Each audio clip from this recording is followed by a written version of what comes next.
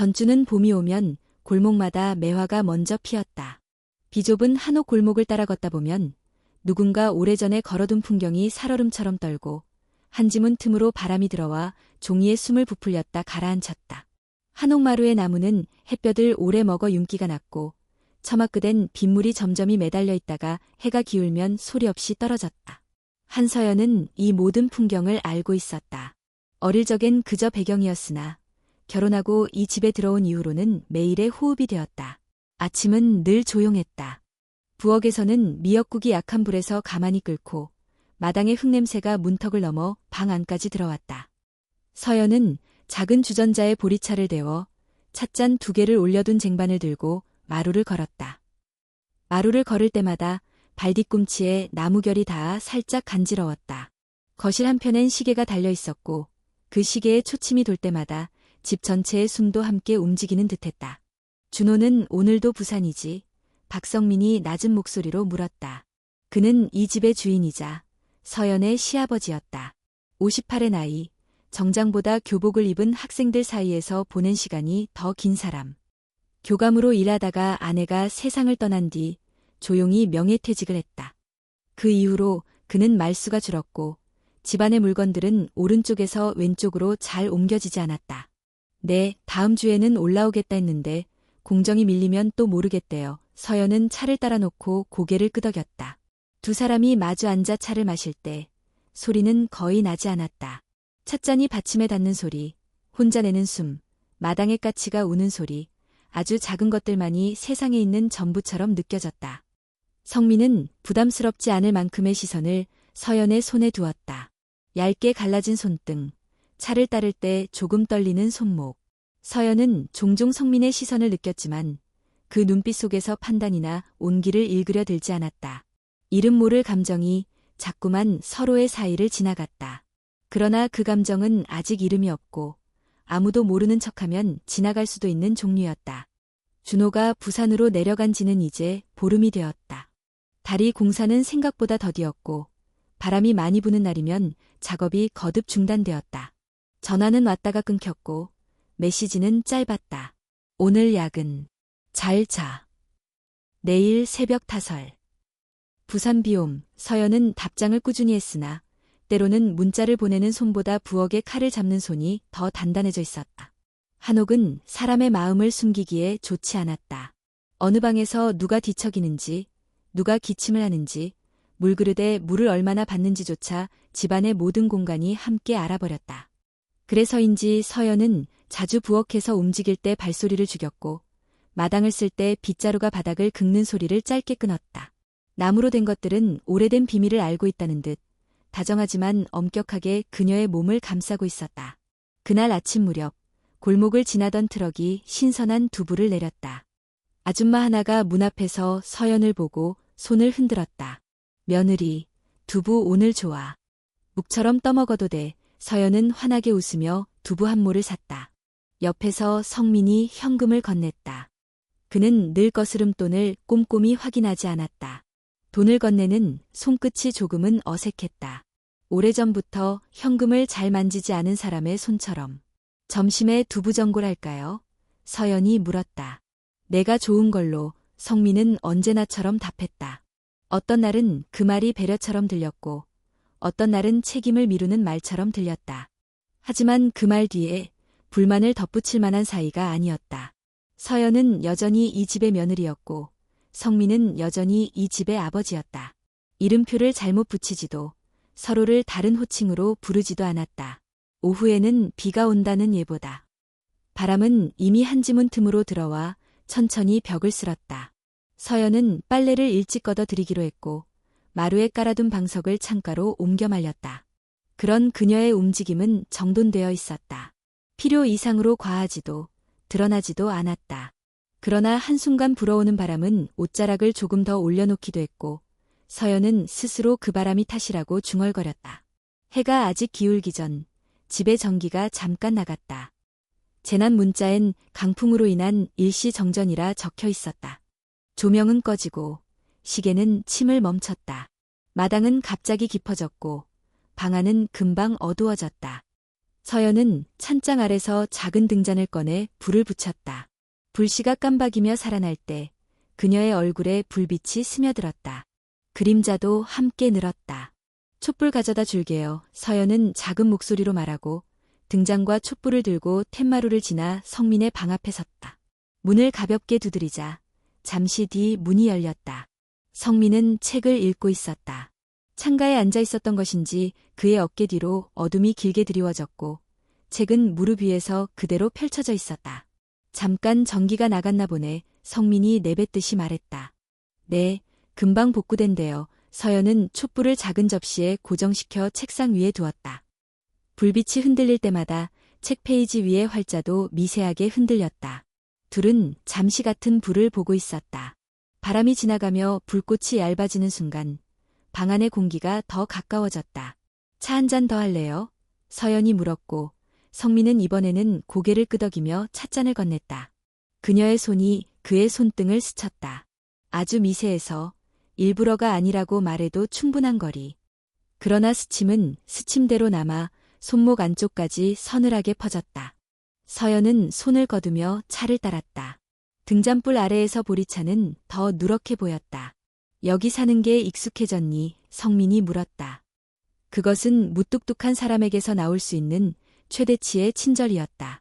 익숙해지려고 해요. 서연은 웃으려다 말고 입술을 다물었다. 익숙해짐은 따로 오는 게 아니었다. 하루하루 씻고, 먹고, 정리하고, 자는 일을 꾸준히 하다 보면 어느 날 문득 손이 길을 기억하는 것처럼 되는 것. 그러나 사람의 마음은 그만큼 부지런하지 못했다. 바람이 잠시 멎자 비가 오기 전에 멀리서 한두 번 천둥이 울렸다. 서연은 그 소리에 몸이 잠깐 굳었다. 어릴 적부터 천둥이 무서웠고 그 공포는 어른이 된 뒤에도 달라지지 않았다. 피할 곳은 많았지만 피한다고 사라지지 않는 종류의 두려움이 있다. 서연은 촛불을 지켜보다가 무의식적으로 발뒤꿈치를 포개고 앉았다. 천둥이 싫으면 소리를 내는 게 좋아. 숨을 길게 쉬거나 종이를 구겨 성민이 말했다. 학교에서 학생들에게 하던 말투였다. 그 말을 듣고 서연은 종이를 하나 찾아 구겼다 폈다를 몇 번 반복했다. 그 사이에 천둥이 한 번 더 크게 울렸다. 종이에 주름이 늘어났고 그 주름 사이로 촛불이 몽글거리듯 비쳤다. 감사해요. 서연은 말했다. 말끝이 조금 떨렸다. 그 떨림이 친절에 대한 고마움인지 혼자라는 사실에 대한 서늘함인지 본인도 제대로 알 수 없었다. 정전은 1시간쯤 지나 해제되었다. 조명이 다시 켜지고 시계가 다시 돌고 냉장고가 낮게 웅웅거렸다. 돌아온 소리들이 집을 다시 집답게 만들었다. 서연은 등잔에 불을 끄며 촛농이 접시에 고드름처럼 굳어가는 것을 오래 보았다. 그 모양이 이상하게도 사람의 마음과 닮아 있음을 느끼면서 밤이 깊어갈수록 바람은 집을 더 세게 두드렸다. 지붕의 기와가 조금 흔들리고 대청마루의 문살이 삐걱거렸다. 서연은 누웠다가 돌아 누웠다가 다시 일어났다. 창문을 조금 열어 공기를 바꿔보기도 했고 초를 다시 켜 자신의 손가락을 한참 들여다보기도 했다. 결혼 반지가 거기에 있었다. 원래부터 그랬던 것처럼 자연스럽게 있었다. 그러나 그 자연스러움이 단단한 약속을 보장해주진 않는다는 사실을 사람들은 종종 너무 늦게 깨닫는다. 그녀는 핸드폰을 집어들었다. 메시지함 위쪽에는 준호의 이름이 있었다. 마지막 메시지는 4시간 전. 오늘도 늦어. 미안. 단 4단어. 서연은 괜찮아. 바람 조심해. 라고 적다가 지웠다. 다시 적고 다시 지웠다. 결국 아무 말도 보내지 않았다. 보내지 않은 말은 방 안의 공기처럼 자리를 차지했다. 무게는 없지만 없어지지도 않았다. 부엌에서 물이 끓는 소리가 났다. 서연은 자리에서 일어나 주전자를 불에서 내리고 작은 찻잔에 물을 조금 부어 손을 덮였다. 손바닥이 따뜻해지면 마음이 조금 덜 흔들리는 듯했다. 그 상태로 마루에 앉아 문밖을 보았다. 골목은 어두웠고 먼 집의 창문에서만 불빛이 새어나왔다. 누군가는 그 불빛 아래서 웃고 있을 것이다. 누군가는 울고 있을 것이고 또 누군가는 아무 일도 없는 듯 잠을 자고 있을 것이다. 그 모든 것이 동시에 한 도시 안에서 일어난다. 문득 서연은 이 집에 들어온 첫날을 떠올렸다. 그때 성민은 말수가 더 적었고 준호는 더 자주 웃었다. 마당의 돌들은 지금보다 더 반짝였고 커튼은 새 것이었다. 사람과 집은 닮아가는 법이라 했다. 닮아가는 동안 얼마나 많은 것을 잃고 또 얻는지 아무도 가르쳐주지 않았다. 서연은 그저 오늘도 접시를 씻고 마당을 쓸고 차를 끓였다. 반복되는 일상 안에서 무언가가 서서히 움직이는 소리를 들었다. 그것이 무엇인지 말할 수 없었고 말하고 싶지도 않았다. 잠들기 전 서연은 방문을 여러 마루 끝까지 걸어갔다. 밤 공기가 서늘하게 뺨을 스쳤다. 그 서늘함을 눈으로, 입으로, 숨으로 천천히 받아들였다. 어디선가 매화 꽃잎이 마당에 떨어지는 소리가 났다. 소리는 없었으나 떨어졌다는 사실만이 분명했다. 다음 날 아침이 되면 그 꽃잎은 빗물에 젖어 잔물결 위에 떠 있을 것이다. 누군가는 그것을 쓸어낼 것이다. 쓸어낸 자리엔 아무것도 남지 않을 것이다. 그러나 쓸어낸 사람의 손에는 물의 온기가 한동안 남을 것이다. 그녀는 조용히 문을 닫고 등을 기대어 숨을 길게 내쉬었다. 멀리서 다시 천둥이 한 번 울렸다. 종이는 이미 모두 구겨져 있었고 촛농은 접시 위에서 완전히 굳어 있었다. 돌이킬 수 없이 굳어지는 것들이 세상에는 많다. 그래서 사람들은 자꾸만 무엇인가를 조금이라도 더 부드럽게 만들고 싶어 한다. 그런 마음으로 서연은 불을 끄고 누웠다. 그리고 아무 말도 하지 않은 채 오래 눈을 감고 있었다. 다음 날 아침, 처마에서 물방울이 한 점 떨어졌다. 밤새 바람이 집을 뒤흔들었지만 한옥은 늘 그랬듯 밤을 견디고 아침을 내어주었다. 마당에 작은 감나무 잎사귀에 물이 맺혀 있었다. 서연은 마루 끝에 걸터 앉아 젖은 공기를 한 모금 들이마셨다. 코끝이 시원했고 심장은 조용했다. 어제 밤의 정전은 꿈처럼 지나갔다. 하지만 손끝에 남은 촛농의 차가움과 종이를 구겨 펴던 주름의 감각은 쉽게 지워지지 않았다. 성민은 일찍 일어났다. 현관 앞 신발의 방향만 봐도 알 수 있는 일이었다. 그의 구두는 언제나 같은 각도로 놓여 있었고 신발장 위에는 작은 손수건이 반듯하게 접혀 있었다. 서연이 부엌으로 들어가자 이미 미역이 물에 불어 있었고 멸치가 약불에서 구수한 냄새를 내기 시작했다. 오늘은 시장에 같이 가자. 성민이 식탁에 앉으며 말했다. 네, 서연은 대답하고 비닐 장바구니를 챙겼다. 둘이 함께 시장에 가는 일은 흔치 않았다. 보통은 서연이 혼자 다녀왔다. 사람들의 눈길이 익숙하지 않은 건 아니었지만 두 사람이 나란히 걷는 모습은 골목에서는 더 눈에 띄었다. 마을의 시간이란 새로운 장면을 오래 씹는 버릇이 있었다. 전주의 전통시장은 늘 소란스러웠다.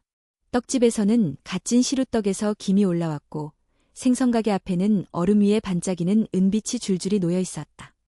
야채 상인은 오늘 무가 달다고 자신있게 외쳤다. 새댁, 이건 단무지로도 좋고 국으로도 좋아. 서연은 무 하나를 집어들고 손톱으로 껍질을 살짝 긁었다. 향이 달았다. 성민은 옆에서 계산을 하며 무심히 말했다. 무는 흙이 덜 묻은 걸로. 상인이 웃었다.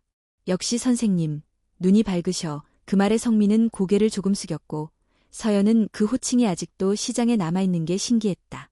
두부가게 앞을 지나는데 어제 보았던 그 아줌마가 있었다. 며느리, 어제 두부 괜찮았지? 아줌마가 큰 목소리로 물었다. 서연이 웃으며 네, 아주 부드러웠어요 라고 답하자 아줌마는 성민을 힐끔 보더니 낮은 목소리로 덧붙였다. 두 분이 정이 있어 보여요. 보기 좋아. 말투는 친근했지만 말끝에 붙은 얇은 미소가 오래 남았다. 서연은 장바구니를 더 꼭 잡았다. 성민은 못 들은 척 혹은 정말로 못 들은 듯 건너편 생선가게로 걸음을 옮겼다. 고등어 2마리만 성민이 주문했다. 상인이 칼질을 하는 동안 서연은 무심코 손목시계를 내려다보았다. 준호가 출근할 시각이었다. 부산은 지금쯤 햇빛이 나려나 바람이 세려나 전화기가 주머니에서 묵직했다. 걸면 받을까. 그녀는 손을 주머니에 넣었다가 빼고 다시 넣었다. 집으로 돌아오는 길, 골목 어귀에서 마주친 노부부가 인사했다. 안녕하세요. 서연과 성민도 함께 고개를 숙였다. 노인은 지나치며 낮게 중얼거렸다. 젊은 사람은 바쁘니 아버지하고 며느리가 서로 의지가 되지. 그 말은 사실이었지만 듣는 귀에 따라 여러 뜻이 달라지는 말이기도 했다. 서연은 가볍게 웃어넘기려 했으나 웃음이 입술에 오래 걸렸다. 점심 준비는 둘이 함께 했다. 싱크대 앞에서 자리를 나눠 서고 한 사람은 물을 썰고 한 사람은 두부를 썰었다. 칼과 도마가 각자의 박자를 냈다. 끓는 물에 미역이 들어가자 바다가 잠깐 부엌으로 들어온 듯했다. 두부는 너무 얇게 썰지 마, 성민이 말했다. 서연은 네 하고 두께를 조금 두껍게 바꿨다. 말투는 여전한 교사의 그것이었다. 가르치는 어조가 습관처럼 몸에 밴 사람의 말. 서연은 그 억양이 싫지 않았다. 서늘함을 가리는 담요처럼 느껴질 때도 있었다. 물을 채다가 서연의 칼끝이 손가락을 스쳤다. 얕은 상처였지만 피는 금방 맺혔다. 아, 그녀가 손을 움켜쥐자 성민이 재빨리 싱크대 위에 깨끗한 수건을 집어들었다. 가만히 있어. 그의 손이 서연의 손을 감싸 쥐었다. 힘은 세지 않았으나 확실했다. 물에 잠깐 헹구고 휴지로 눌러 지혈을 한 뒤 상자에서 밴드를 꺼내 조심스럽게 붙였다. 그의 손가락 끝이 그녀의 손등을 스쳤다. 그 순간 시간이 길어졌다. 도마 위의 묶은 무늬가 유난히 또렷해 보였고 주전자에서 새는 김이 천천히 올라가는 것이 보였다. 괜찮아. 성민이 먼저 손을 뗐다. 한 박자 쉬고 서연도 고개를 끄덕였다. 괜찮아요. 식탁에 앉자 두부전골에서 김이 올라왔다. 국물은 맑고 간은 심심했다. 둘은 조용히 먹었다. 때때로 젓가락이 그릇을 살짝 건드리는 소리가 났고 창밖에서는 까치가 울었다. 이 집에서 소리라는 게 참 신기해요. 서연이 말했다. 작은 소리들도 크게 들리니까요. 성민은 잠깐 젓가락을 멈추고 고개를 끄덕였다. 그래서 그런지 사람도 조심하게 되지. 식사 후 마루에 빨래를 널었다. 햇빛이 잠깐 구름 사이로 나와 마당에 사각형의 빛을 만들었다. 서연이 야른 이불을 들어 올리는 순간 바람이 불어 옷자락이 살짝 들렸다. 그녀는 손으로 옷을 내리고 집게를 꽂았다. 팻마루 안쪽에서 성민이 물그릇을 들고 나오다가 그 장면을 보았다. 그는 시선을 바로 거두었다. 마루 끝 나무결을 바라보며 바람이 아직 차다. 라고 중얼거렸다. 그 말은 누구에게 하는 말인지 알 수 없었다. 서연은 그 말에 대답하지 않았다. 바람은 잠시 더 불다가 멈췄다. 오후에는 거실을 정리했다. 책장을 닦다가 서연은 오래된 앨범 하나를 발견했다. 표지가 헤어져 있었고 모서리는 닳아 있었다. 이거 봐도 돼요? 그녀가 묻자 성민은 고개를 끄덕였다. 네 엄마. 아니, 준호 엄마가 정리해둔 거야. 앨범 속에는 흑백의 시간이 종이처럼 얇게 겹쳐 있었다. 교정에서 학생들과 찍은 단체 사진, 운동회, 교무실에서 웃는 모습, 그리고 한 장. 젊은 성민과 젊은 아내가 한옥마당에서 나란히 서 있다. 그녀는 한복을 입고 있었다. 눈이 맑았다. 예쁘셨네요. 서연이 말했다. 성민은 앨범을 오래 보다가 조용히 덮었다. 그랬지. 한마디가 방 안에 오래 머물렀다. 해가 기울 무렵 바람이 다시 불었다. 창문 틈에서 서늘한 기운이 스며들었다. 서연이 일어나 창을 닫다가 어깨를 한번 떨었다. 성민은 방에서 작은 담요를 가져와 서연의 어깨에 올려주었다.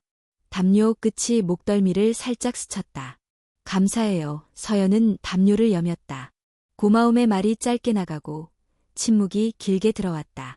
저녁, TV에서는 뉴스가 흘렀다. 바다의 물결처럼 숫자들이 올라갔다 내려갔다. 사회면 한 꼭지점에 전주 소식이 지나갔다. 가벼운 사건 사고, 인터뷰, 축제 예고. 성민은 뉴스를 보다가 리모컨을 내려놓았다. 너는 한지 공방에서 일한다고 했지? 네, 요즘은 관광객이 많아서 차 내리고 설명하고 그래요. 한지는 오래 버티지. 다만 습기에는 약하고 성민이 중얼거리듯 말했다. 서연은 그 말의 끝을 따라가 보았다. 사람도 종이처럼 오래 버티지만 습기엔 약할 때가 있다. 마음의 습기를 어떻게 말려야 하는지 누구도 쉽게 말해주지 않았다. 핸드폰이 진동했다. 준호였다. 지금 전화 가능해? 서연은 급히 받았다. 응, 반가움이 먼저 올라왔지만 목소리를 내는 순간 알았다. 전화 너머의 숨은 급했고 주변 소음은 거칠었다. 현장이라 길게는 못하고 오늘도 늦을 것 같아. 잘 자. 응, 바람 조심해. 밥은 먹었어? 편의점에서 말이 겹치고 끊겼다. 서연은 알겠어 라고 했지만 상대는 이미 급히 전화를 끊었다. 남겨진 통화 기록이 화면 위에 하나 더 쌓였다. 그 숫자는 이상하게 무게가 있었다. 그녀는 거실을 둘러보았다. 천장 모서리에 작은 흰색 반구형 장치가 붙어 있었다. 준호가 결혼 초에 달아둔 보안 카메라였다. 집이 오래되었으니 혹시나 하는 마음에, 그리고 아버지를 혼자 둘 때가 있으니 안심이 된다며 설치했던 것. 서연은 걸레로 천장 모서리를 조심스레 닦았다.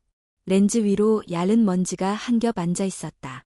작동은 하려나 혼잣말이 새어나왔다. 전원 표시등이 아주 희미하게 빛을 내고 있었다. 살아있는 듯, 자고 있는 듯.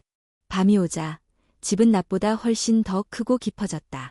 벽지는 더 밝아 보였고 한지문은 더 얇아 보였다. 그럴 때마다 서연은 숨을 조금 더 길게 쉬었다.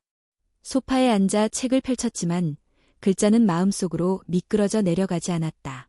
주방에 가서 물을 마시고 다시 돌아와 앉았다. 방 안 어디에선가 시계가 조용히 초침을 옮겼다. 시간은 지나가고 있었다. 느리지만 분명하게. 성민은 방에서 조용히 책을 읽다가 불을 껐다. 그가 문을 닫는 소리가 났다. 그 소리는 오래된 나무의 소리였다. 서연은 등이 기대고 있는 등받이를 조금 더 밀착시켰다. 눈을 감았다 뜨면 누군가의 발소리가 들릴 것 같았다. 하지만 발소리는 없었다. 대신 생각이 왔다 갔다 했다. 시장에서 들은 말, 앨범 속눈, 손에 붙인 작은 밴드, 렌즈의 희미한 불빛. 그런 것들이 줄을 이루지 않고 흩어져 방 안을 떠돌았다. 잠을 청하기 전 그녀는 다시 한번 핸드폰을 들여다보았다. 메시지창을 열었다 닫고 사진첩을 열었다. 준호와 함께 찍은 사진 몇 장이 스크린 위로 지나갔다. 마당, 카페, 바다. 사진 속 두 사람은 밝았다. 그 밝음은 휴대전화의 조도에 따라 더 밝아지기도 했고 덜 밝아지기도 했다. 발음의 진짜 크기는 사진의 문제인지 사람의 마음의 문제인지 모르겠다는 생각이 들었다. 그녀는 결국 방으로 들어가 불을 끄고 누웠다. 천장 위로 도시의 아주 멀리 있는 불빛이 희미하게 반사되었다. 그 불빛은 이름이 없었다. 누구의 것도 아니었고 누구를 위해서도 아니었다. 그냥 있었다. 서연은 그것을 한동안 바라보았다. 그러다 천천히 눈을 감았다. 심장이 한 박자씩 천천히 내려앉았다. 오늘 하루 동안 몸이 기억한 모든 스침과 모든 소리를 어둠으로 건넸다. 어둠은 그것들을 말없이 받아주었다. 그리고 아무 일도 일어나지 않은 듯 깊은 밤이 집을 덮었다. 사흘 뒤 하늘은 연무처럼 뿌옇고 바람은 덜 싸늘했다. 마당에 물자국이 말라가며 진흙의 냄새가 옅어졌다. 서연은 한지 공방에 나갈 준비를 하다 옷장을 오래 들여다보았다. 집안일을 할 때면 늘 입던 얇은 스웨터 대신 어머니가 혼수로 챙겨준 생활한복을 꺼냈다. 색은 고요했고 선은 단정했다. 옷을 걸치며 그녀는 거울 앞에서 잠시 멈췄다. 거울 속 얼굴은 차분했지만 가슴 속 어딘가가 모래처럼 사각거렸다. 마루에 나서자 성민이 툇마루에 앉아 신문을 보고 있었다. 그는 고개를 들었다가 들지 않은 것처럼 다시 신문으로 눈을 내렸다. 오늘 공방 가는 날이지. 네, 오후 수업이 있어요. 서연이 답했다. 점심은 내가 준비할게. 돌아오면 같이 먹자. 그의 말투는 평소와 다르지 않았으나 문장 끝에 작게 남는 공기가 낯설었다. 서연은 고개를 끄덕이고 골목으로 나섰다. 공방에서는 관광객이 줄어든 틈에 환기를 했다. 스승격인 공방 주인은 창을 활짝 열며 말했다. 한지는 기다리는 종이야. 바로 말리면 터지고 천천히 말리면 반듯해지지. 서연은 고개를 끄덕였다. 말리는 시간, 건조의 균형, 습기의 정도. 그녀는 종이와 사람 사이에 닮은 곳을 떠올렸다. 기다리지 않으면 금이 가고 너무 오래 붙들면 곰팡이가 핀다. 손끝에 닿은 젖은 종이의 촉감이 따뜻하게 느껴졌다. 수업을 마치고 돌아오는 길, 골목 어귀에서 이웃집 아주머니와 마주쳤다. 아가씨, 오늘은 한복이네. 예쁘아. 칭찬처럼 시작했지만 말끝은 가벼운 웃음으로 접혔다. 어르신이랑 장 보러 나가는 거 어제 봤어. 효년의 서연은 웃음을 지었지만 그 웃음이 얼굴 위에 오래 얹어 있는 느낌이 들었다. 칭찬과 관찰 사이의 야른 선, 그 선이 피부에 닿아 스치는 감각이 분명했다. 집에 돌아오니 성민이 국수를 삶고 있었다. 육수에서 멸치와 다시마 향이 올라왔다. 오늘은 간단히 먹자. 그는 그릇을 내주며 말했다. 둘은 마주 앉아 국수를 나누어 먹었다. 젓가락이 그릇에 닿는 소리가 조용히 오르내렸다. TV에서는 낮 드라마가 흘렀다. 재혼과 상속 분쟁 같은 흔한 소재였다. 한 장면에서 중년의 남자가 말없이 혼자 밥을 먹는 모습이 비쳤다. 성민이 리모컨을 내려놓으며 말했다. 외로움은 병이다. 오래 앓으면 사람을 둔하게 만들지. 그 말은 툇마루 안쪽으로 서서히 스며들었다. 서연은 뜨거운 국물을 한 모금 삼키며 조용히 물었다. 그럼 어떻게 낫나요? 혼자서 낫기 어려워. 성민은 대답하고는 젓가락을 내려놓았다. 그래서들 누군가 옆에 있는 척을 하기도 하지. 그는 더 말하지 않았고 말의 빈자리는 더 오래 남았다. 둘 사이를 지나간 문장이 방의 중앙에 떠다니는 것처럼 느껴졌다. 서연은 고개를 숙여 다시 국수를 집었다. 고개를 들었을 때 그녀의 눈앞에는 김이 부유하고 있었다. 오후가 기울 무렵 하늘이 열린 듯 구름 사이로 해가 잠깐 나왔다. 동네 공원에는 매화가 성기게 피어 있었다. 성민이 말했다. 바람이 잦아든 김에 잠깐 걸을까. 매화가 피었더라. 제안은 가벼웠고 부연 설명은 없었다. 서연은 잠시 망설이다가 고개를 끄덕였다. 집에만 있으면 마음이 더 좁아지는 듯했기 때문이다. 둘은 골목을 지나 공원으로 걸었다. 공원 입구에는 지역 축제를 알리는 현수막이 펄럭였다. 매화 축제라는 글씨 아래엔 붉은 도장이 찍혀 있었다. 소규모의 공연 준비가 한쪽에서 진행되고 노점에서는 쑥떡과 달고나를 팔았다. 사람들은 사진을 찍었고 아이들은 줄을 뛰어넘었다. 봄은 확실히 왔다. 서연은 매화나무 아래 섰다. 하얀 꽃잎 사이로 햇빛이 흘러들었다. 예쁘네요. 그녀가 말했다. 성민은 나무가 아니라 사람들의 얼굴을 잠시 보았다. 그는 습관처럼 주변의 표정을 읽었다. 누구는 웃고, 누구는 입을 다물고, 누구는 먼 곳을 본다. 오래 교무실에 앉아 아이들의 얼굴을 보며 일을 하던 버릇이 쉽게 사라지지 않았다. 예쁘지. 그는 뒤늦게 대답했다. 그가 매화에 대고 한 말인지 옆에 선 사람에게 한 말인지 모호했다. 시민센터 앞에서 무료로 나눠주는 따뜻한 생강차를 받아 벤치에 앉았다.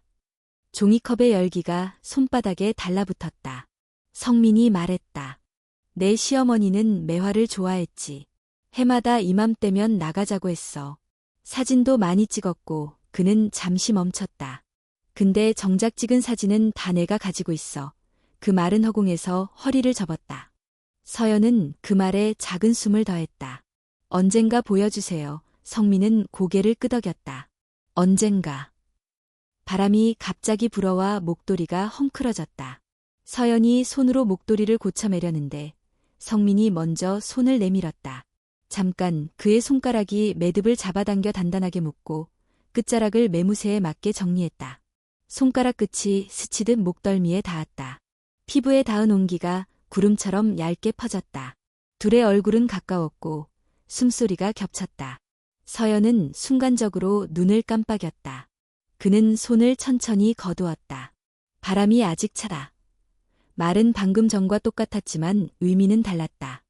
말이 방향을 바꾸어 서늘함이 아닌 다른 곳을 가리키는 것 같았다. 그때 멀지 않은 곳에서 아이가 울음을 터뜨렸고 악기 조율하는 소리가 공기를 가르며 들어왔다. 둘은 동시에 고개를 돌렸다. 공원 입구 쪽 노점의 쑥떡 앞에서 아까 골목에서 만났던 아주머니가 서 있었다. 그녀의 눈길이 둘에게서 잠깐 멈췄다가 금세 옆 사람과 이어졌다. 눈빛은 오래 설명하지 않았지만 설명보다 새었다. 서연은 종이컵을 더 꽉 쥐었다. 종이컵의 온기가 손가락 사이로 스며들었다. 그녀는 생강차를 한 모금 마셨다. 혀끝이 화끈했다. 해가 기울자 공원의 조명이 하나 둘 켜졌다. 사람들은 더 모여들었고 소란스러움은 부드러워졌다. 성민이 말했다. 이제 돌아가자. 둘은 천천히 걸어 집으로 향했다. 돌아오는 길, 저편 카메라를 든 아마추어 사진가가 지나가며 말했다. 두 분, 같이 사진 한 장 찍어드릴까요? 말투는 친절했고 제안은 흔했다. 성민이 짧게 손사래를 쳤다. 괜찮습니다. 사진가는 어깨를 으쓱하고 다른 커플을 향해 걸어갔다. 서연은 가슴. 어딘가가 묘하게 가라앉는 것을 느꼈다. 거절이 편안해서가 아니라 한 장의 사진이 갖는 증거의 힘을 너무 잘 알았기 때문인지도 몰랐다. 집에 도착하니 하늘은 완전히 어두워지고 마당에는 얇은 그림자가 늘어졌다. 서연은 부엌으로 들어가 물을 끓였다. 컵에 허브티백을 넣고 뜨거운 물을 부었다. 손을 감쌌을 때 오후에 공원에서 느낀 바람의 찬기가 조금 겉였다. 거실에서 성민의 방 쪽으로 시선을 던지자 문틈 사이로 약한 불빛이 새어나왔다. 그는 아마도 책을 펼쳤을 것이다. 아니면 앨범을. 서연은 앨범 속 맑은 눈동자를 떠올렸다. 너무 오래 응시하면 현재의 눈동자가 흐려질 것만 같았다. 잠깐 천장을 올려다보자 안쪽 모서리에 작은 반구형 장치가 다시 눈에 들어왔다. 카메라의 작은 상태등은 여전히 희미하게 켜져 있었다. 그녀는 반사적으로 창틀 위를 다시 닦았다. 먼지는 거의 없었지만 닦고 나니 더 깨끗해 보였다. 손끝에 미세한 떨림이 있었다. 이유를 붙이자면 많았다. 바람, 축제의 소란, 누군가의 눈길, 누군가의 손끝. 붙이지 않자면 더 많았다. 이름 없는 것들이 고여 있었다. 핸드폰을 열어 메시지 창을 폈다. 오늘 매화 예쁘더라. 부산은 어때? 라고 적었다가 지웠다. 아버지랑 잠깐 공원 다녀왔어. 라고 적었다가 또 지웠다. 말이 달라질수록 보내지 못하는 이유는 비슷해졌다. 어느 문장이든 누군가의 마음을 어딘가로 밀어낼 수 있을 것 같았다. 그녀는 결국 메시지를 보내지 않았다. 보내지 않은 문장들이 화면 속에서 숨을 쉬지 못한 채 조용히 누워 있었다. 그날 밤 서연은 방에서 스카프를 풀어 의자 등받이에 걸어두었다. 손등을 맞자 생강과 쑥떡의 냄새가 희미하게 섞여 있었다. 손을 여러 번 씻었지만 냄새는 쉽게 지워지지 않았다. 냄새는 기억의 다른 이름이라는 말이 문득 떠올랐다. 기억을 지우는 법은 손을 씻는 방식과 다르다. 물의 온도나 비누의 종류로 해결되지 않는다. 한편 성민은 방 안에서 앨범을 꺼냈다가 다시 넣었다. 표지를 열면 나오는 첫 사진이 갑자기 너무 밝게 느껴졌다. 그는 앨범 대신 작은 수첩을 꺼내 펜으로 한 줄을 적었다. 말을 줄인다고 마음이 줄진 않는다. 글자를 적고 나니 손끝이 가벼워졌다가 다시 무거워졌다. 그는 펜을 덮고 불을 끄려다가 다시 켰다. 불빛이 방 안을 얕게 덮었다. 벽에 걸린 시계 초침이 조용히 움직였다. 초침이 내는 소리는 낮보다 밤에 더 멀리 갔다. 그것은 마음에 닿는 소리였다. 창밖에서 고양이가 담장을 건너는 소리가 났다. 뒷마당 감나무 잎이 가볍게 떨렸다. 집은 숨을 쉬는 것처럼 조용히 소리를 냈다. 서연은 눈을 감았다 뜨며 낮의 장면들을 정리했다. 이웃의 말, 공원의 바람, 종이컵의 온기, 목도리를 매주던 손끝. 장면들은 차례대로 늘어서지 않았다. 물 위에 떠있는 꽃잎처럼 서로의 가장자리를 살짝 건드리다가 흩어졌다. 그녀는 결국 등을 돌리고 누웠다. 천장 모서리의 작은 불빛을 더 이상 보지 않기 위해. 그러나 보지 않는다고 없는 것은 아니었다. 어둠 속에서 그녀는 천천히 숨을 쉬었다. 그리고 그 숨 사이사이에 얇은 선 하나가 자꾸 떠올랐다. 누군가와 누군가 사이의 선, 역할과 마음 사이의 선, 지켜야 한다고 배웠던 선. 그 선은 낮보다 밤에 더 얇아졌다. 얇아진 선을 바라보는 일만으로도 사람은 지친다. 그 피로를 안고 그녀는 눈을 감았다. 집은 그 피로를 덮어주듯 조용했다.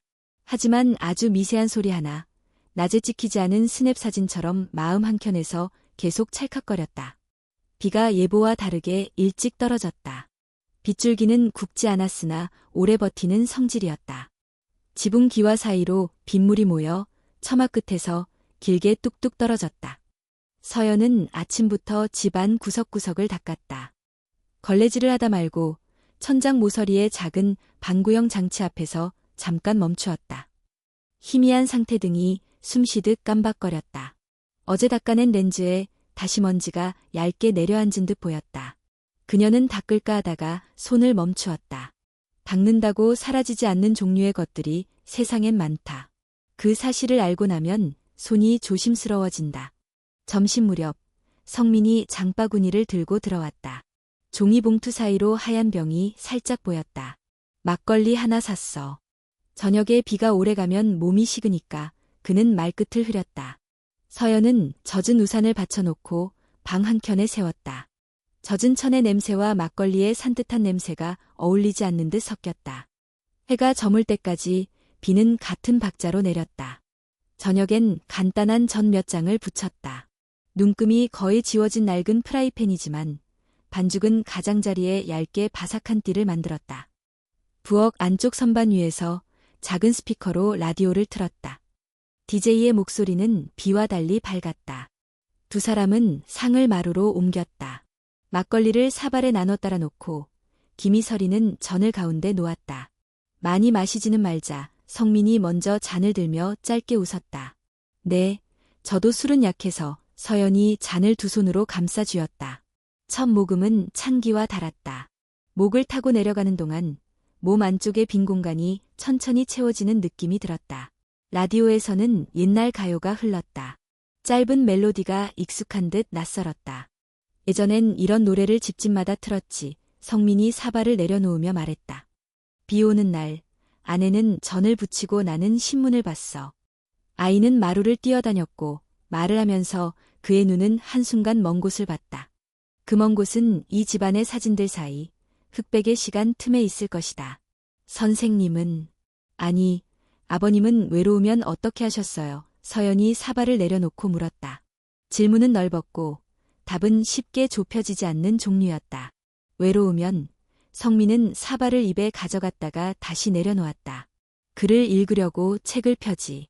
그런데 글자가 안 들어가는 밤이 있어. 라디오만 켜놓고 앉아. 누가 말하는 소리라도 들어야 하니까 그는 손가락으로 라디오를 가리켰다. DJ가 방금 웃으며 사연을 읽고 있었다. 저는 문자를 보냈다가 지우는 걸 자주 해요. 서연이 조심스럽게 말했다. 보내면 조금은 나아질 것 같다가도 또 누군가에게 무게를 얻는 것 같기도 해서 말하면서 그녀는 봄날 공원 벤치에서 종이컵의 따뜻함을 느꼈던 손바닥을 떠올렸다. 사람은 다 어디에 기대어 앉아. 성민이 말했다. 책이든 라디오든 사람 어깨든 말끝이 잠깐 멎었다. 두 사람의 시선이 테이블 중앙을 지나가며 얇게 부딪혔다. 라디오에서는 다음 곡이 시작됐다. 빗방울이 처마를 두드리는 소리가 음악과 섞였다. 막걸리를 다시 따르기 위해 병을 들었다가 성민이 서툴게 손목을 돌리는 바람에 사발 위로 흰술이 조금 넘쳤다. 하얀 점이 상위로 떨어졌고 서연이 얼른 행주로 닦으려 손을 뻗었다. 그 손이 성민의 손등과 스쳤다. 이번엔 더 분명하게, 더 오래. 둘의 손은 한 박자 늦게 떨어졌다. 서연은 행주로 테이블을 닦으며 고개를 조금 숙였다. 닦아낸 자리엔 얼룩이 남지 않았으나 마음의 면에는 얼룩의 형태가 흐릿하게 새겨졌다. 춥지? 성민이 물었다. 창문 밖 바람 소리가 한 번 세게 지나갔다. 조금여 서연이 담요를 끌어당겼다. 그가 자리에서 일어나 작은 스탠드의 조도를 낮췄다. 방 안의 불빛이 부드러워졌다. 부드러워진 빛은 사람의 표정을 덜 뚜렷하게 만들었다. 그런 종류의 빛 아래서는 어떤 표정은 남고 어떤 표정은 사라진다. 그 시간 부산의 한 공사 현장에서 준호의 휴대폰이 짧게 떨렸다. 번호 저장이 안 된 메시지였다. 죄송합니다만 집거실 카메라 한번 확인해 보세요. 글자는 정중했으나 냄새가 났다. 누군지 모르는 사람의 말은 늘 이상한 냄새를 풍긴다. 그는 안전모를 고쳤으며 고개를 찌푸렸다. 장비 소음이 크게 울려서 문자 알림음이 들리지 않았을 수도 있었다. 그러나 진동은 손바닥을 뚫고 기억에 남았다. 그는 잠깐 앱을 열어 카메라 상태를 확인했다. 온라인, 작은 녹색 점이 떴다. 움직임 감지 알림을 켜두지 않았던 것이 떠올랐다. 그는 설정으로 들어가 알림을 켰다. 통신이 잠깐 끊겼다가 연결되었다. 화면에는 집거실의 썸네일이 흐릿하게 나타났다. 마루, 테이블, 스탠드 조명. 사람의 모습은 잡히지 않았다. 그는 앱을 닫았다. 오늘 밤 타설이 있었다. 눈앞에 콘크리트가 먼저였다. 전주는 계속 스탠드 아래에서 둘은 조금 더 가까워졌다. 무언가를 더 말하지 않기로 서로 약속한 사람들처럼 꼭 필요한 말만 흘렸다. 말 대신 사발이 오갔고 사발 대신 숨이 오갔다. 라디오가 광고를 틀었다. 광고는 사람들의 외로움을 정확히 겨냥하고 있었다. 따뜻한 이불, 함께 먹는 식탁, 돌아가는 집. 서연은 광고를 보면서 자신이 있는 이 집과 광고 속 집의 차이를 생각했다. 같고도 다르다는 말이 이런 상황을 가리키는 것인지도 몰랐다. 성민이 상위의 젓가락을 치우며 낮게 말했다. 사람이 사람을 보는 데는 시간이 걸리지.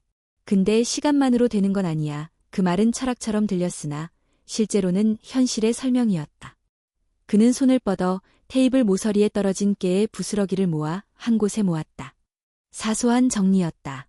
사소한 정리들이 마음을 겨우 붙잡아주는 밤이 있다. 서연은 고개를 들었다. 두 사람의 사이에 가느다란 선이 놓여 있는 것이 눈에 보이는 듯했다. 그 선은 어젯밤보다 더 얇아져 있었다. 그녀는 무심코 머리칼을 귀 뒤로 넘겼다. 성민의 시선이 그 움직임을 따라가다 멈췄다. 라디오 좀 끌까? 그가 물었다. 네, 서연이 리모컨을 눌렀다. 소리가 꺼지자 방 안에 숨소리만 남았다. 빗소리는 더 가까이 들렸다. 조용함이 두 사람의 어깨에 가볍게 내려앉았다. 그 조용함은 무겁지 않았지만 다른 어떤 것보다 존재감이 강했다.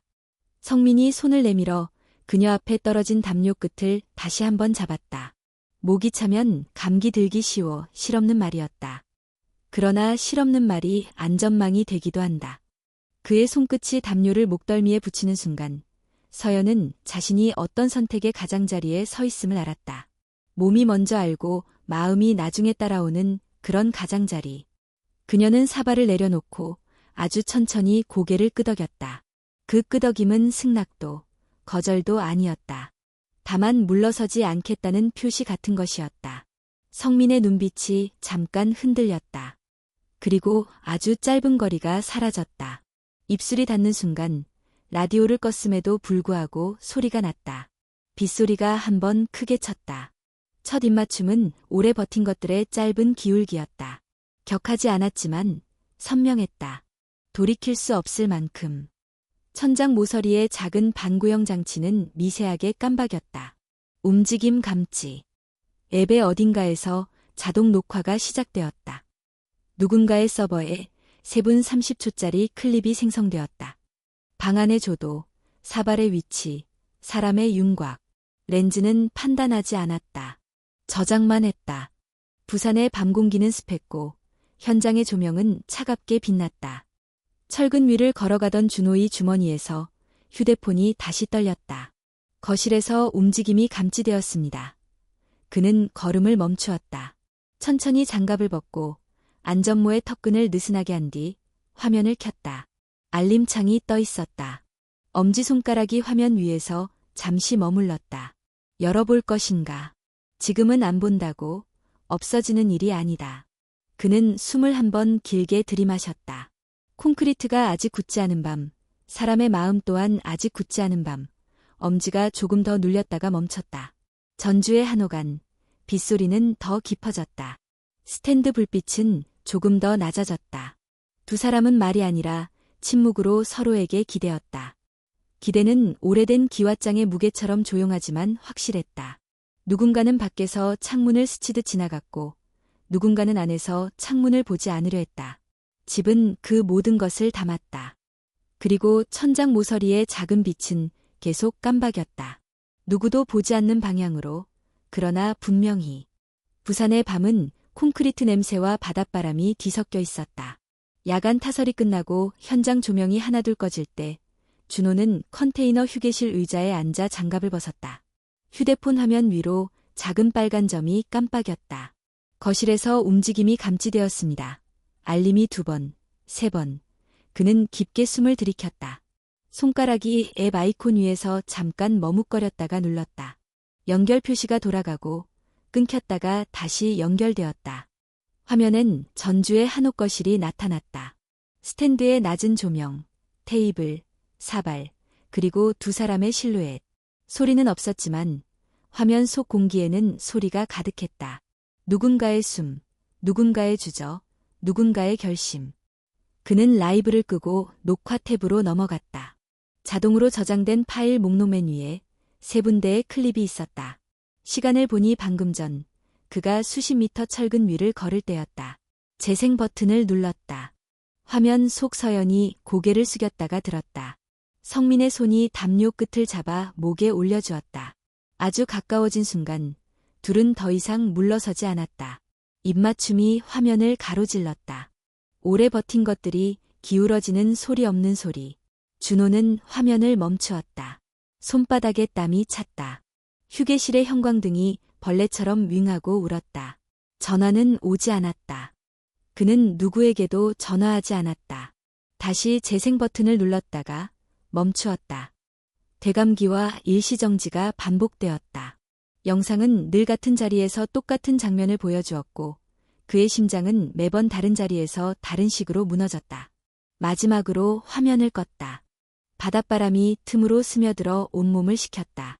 바람은 바다에서 와서 다시 바다로 돌아가지만 화면은 머릿속에서 어디로도 돌아가지 않았다. 새날 밤을 더 잤다. 아니, 자는 흉내를 냈다. 낮에는 도면을 들여다보며 숫자와 선으로 자신을 가렸고 밤에는 휴대폰을 꺼놓고 눈을 감았다. 눈꺼풀 뒤에는 스탠드 불빛과 사발, 그리고 겹쳐진 그림자만이 있었다. 3번째 새벽, 그는 더 이상 버티지 않기로 했다. 현장 소장에게 개인 사정을 말했다. 소장은 말을 아꼈다. 다녀와. 대신 보고는 메일로 올려줘. 준호는 고개를 숙여 인사를 하고 첫 차를 타고 북쪽으로 올라왔다. 창밖의 바다는 산이 되고 산은 들판이 되었다. 그는 창밖을 보지 않았다. 손에 든 휴대폰이 무거웠다. 그 안에 있는 3분 30초가 그의 몸무게의 절반쯤 되는 것 같았다. 전주의 골목에 차가 들어서던 시각, 비는 잦아들었다. 한옥의 대문은 평소처럼 잠겨 있지 않았다. 그는 조용히 열쇠를 돌리고 들어갔다. 마당에 물자국이 여전히 젖어 있었다. 거실에서는 전기포트가 소리를 내고 있었고 싱크대 위에는 씻어둔 사발 2개가 엎어져 있었다. 서연이 부엌에서 돌아섰다. 얼굴이 하얗게 굳었다. 왔어? 라는 말이 입술까지 올라왔다가 멈췄다. 준호는 대답하지 않았다. 신발을 벗고 마루로 올라와서 테이블 위에 휴대폰을 내려놓았다. 화면이 켜졌다. 녹화 목록에서 맨 위 파일을 눌렀다. 거실에 지금과 거실의 영상이 겹쳤다. 조용히, 그러나 돌이킬 수 없이 방 안의 공기가 멈췄다. 영상 속의 2 사람은 서로에게 다가섰고 현실 속의 2 사람은 테이블을 사이에 두고 멈춰섰다. 영상이 끝나고 화면은 썸네일로 돌아갔다. 준호는 고개를 들었다. 그의 눈빛은 낮게 가라앉아 있었고 목소리는 더 낮았다. 설명할 게 있어? 서연은 입을 열었지만 말이 나오지 않았다. 한참 뒤에야 겨우 나왔다. 미안해, 2음절. 너무 짧아서 아무것도 담지 못하는 말. 그러나 지금은 담을 수 있는 것이 그것밖에 없다는 말. 박성민이 방에서 나왔다. 그의 얼굴은 평소보다 창백했다. 눈빛은 피해갈 곳을 찾는 듯 흔들렸다. 준호야. 아버지, 말하지 마세요. 준호가 그를 보지 않고 말했다. 지금은 아무 말도 듣고 싶지 않아요. 한 박자 뒤에 서연이 다시 말했다. 변명하지 않을게요. 그 말만이 맞다고 생각했다. 어떤 사실도 변명이라는 틀에 넣으면 모양이 왜곡된다. 그녀는 2 손을 허벅지 위에 올려놓았다. 손등에 작은 밴드가 여전히 붙어 있었다. 그 존재감이 지금처럼 선명하게 느껴진 적이 없었다. 준호는 휴대폰을 들어 다시 영상을 재생했다. 이번엔 소리 없이 빠르게 끝까지 넘겼다. 끝에 도달하자 화면은 자동으로 꺼졌다. 그의 목에서 아주 낮은 소리가 났다. 웃음인지, 한숨인지, 체념인지 분간하기 어려운. 그는 시선을 서연에게 돌렸다. 가장 나쁜 건 내가 나를 배신했다는 사실이 아니라 그 대상이 아빠라는 거야. 말끝에 아빠라는 두 글자가 방 안에 내려앉았다. 그 단어는 가족이라는 이름으로 쌓아올린 모든 것을 한 번에 무너뜨릴 수 있을 만큼 무거웠다. 성민이 고개를 들었다. 그의 눈 밑에는 그림자가 진하게 내려앉아 있었다. 준호야, 너도 알겠지만. 그만, 준호가 손바닥을 들어 보였다. 그러나 성민은 멈추지 않았다. 마른 때로 사람을 밀고 나간다. 사람이 오래 외로우면 판단이 흐려진다. 그리고 내가 지금 저를 탓하시려는 거예요. 준호의 목소리가 처음으로 흔들렸다. 하지만 그 흔들림은 폭발이 아니라 더 깊은 가라앉음에 가까웠다. 성민은 숨을 한 번 길게 들이마시고 말했다. 내가 제대로 사랑했더라면 그녀가 나에게 오지 않았을 수도 있다. 문장이 떨어졌다. 말은 너무 늦었고 너무 빨랐다. 늦어서 소용없었고 빨라서 잔인했다. 방 안의 시계 초침 소리가 갑자기 크고 명확해졌다. 서연은 숨을 멈추었다. 준호는 잠깐 눈을 감았다가 떴다. 그의 눈빛은 더 이상 흔들리지 않았다. 흔들림을 지나온 자리에 남는 것은 종종 냉기였다. 좋아요. 각자의 말이 있겠죠. 준호는 조용히 말했다. 나는 누구도 때리지 않을 거예요. 누구도 욕하지도 않을 거고 어디에도 올리지 않을 거예요. 그는 잠깐 서연을 보았다.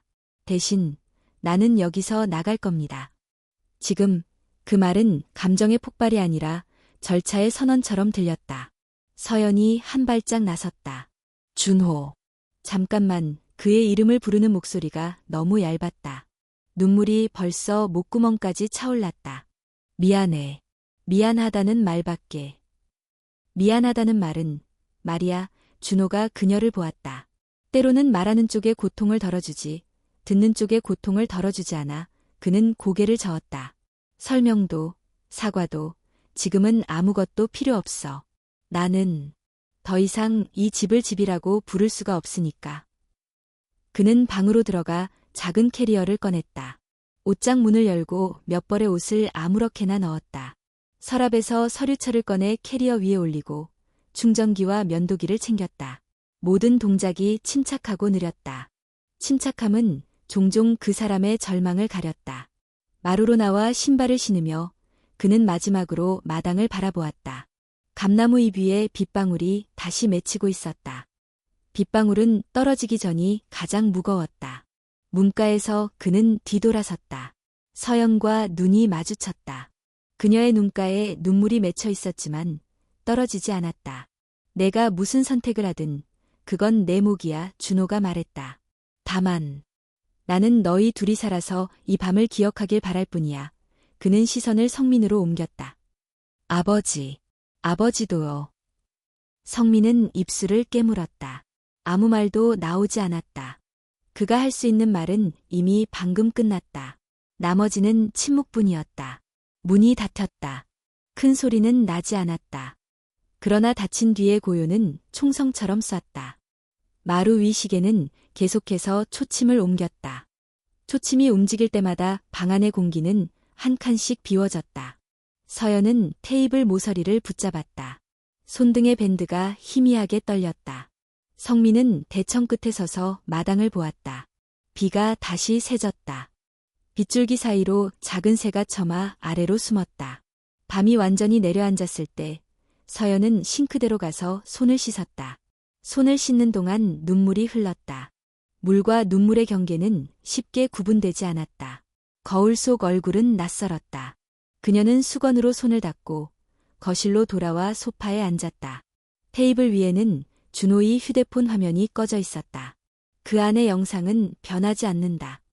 변하는 건 그 영상을 본 사람들의 마음뿐이다. 그리고 마음은 그런 밤에는 잘 변하지 않는다. 더딜 뿐이다. 성민은 방으로 들어가 앨범을 꺼냈다. 그러나 곧 다시 덮었다. 표지를 쓰다듬다 말고 작은 수첩을 열었다. 펜을 들었다가 놓았다. 오늘은 아무 말도 적을 수 없었다. 적는 순간 문장이 무슨 의미를 갖게 될까 두려웠다. 그는 불을 끄지 못했다. 불빛 아래서는 죄책감이 더 선명해 보였기 때문이었다. 하지만 어둠 속에서는 더 커지는 것들이 있었다. 어느 쪽으로도 도망칠 수 없었다. 그 시간 전주의 하늘 아래 골목은 조용했다. 한옥들의 지붕은 빗물을 나눠 가졌다. 어떤 집에서는 웃음소리가 났고 어떤 집에서는 TV 소리가 흘렀다. 이 집에서는 시계 소리만이 오래된 책임처럼 묵묵히 일을 하고 있었다. 그리고 천장 모서리의 작은 반구형 장치에는 3분 30초의 기록이 그대로 남아 있었다.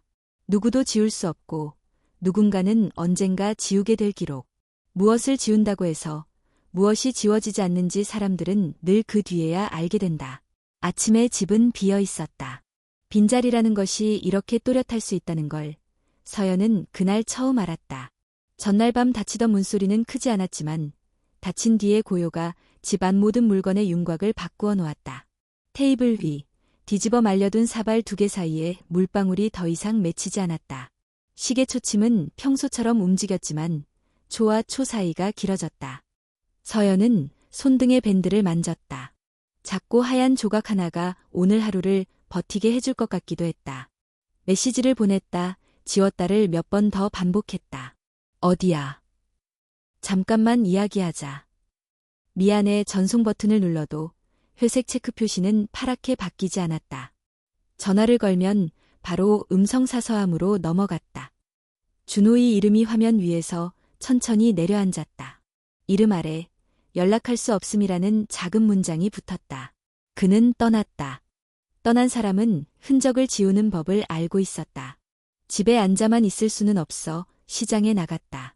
전주의 전통시장은 늘 그렇듯 소란했고 소란이 사람을 살릴 때도 있었다. 무화파, 상추와 버섯이 좌판 위에 가지런히 누워 있었다.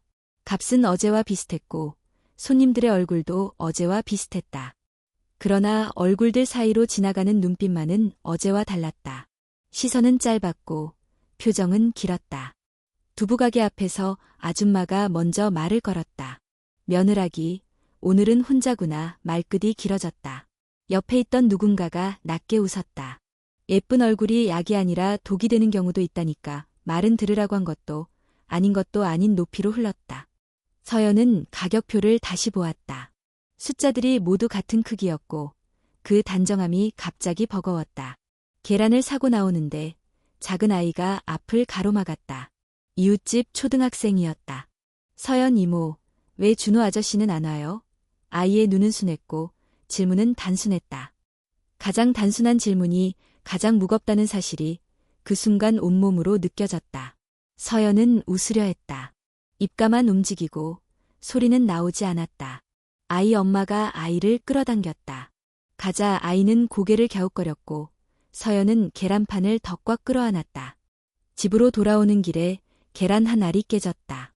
얇은 껍데기 아래 흰자와 노른자가 작은 흔들림에 무너져 내리는 걸 보면서 그녀는 한동안 발을 옮기지 못했다.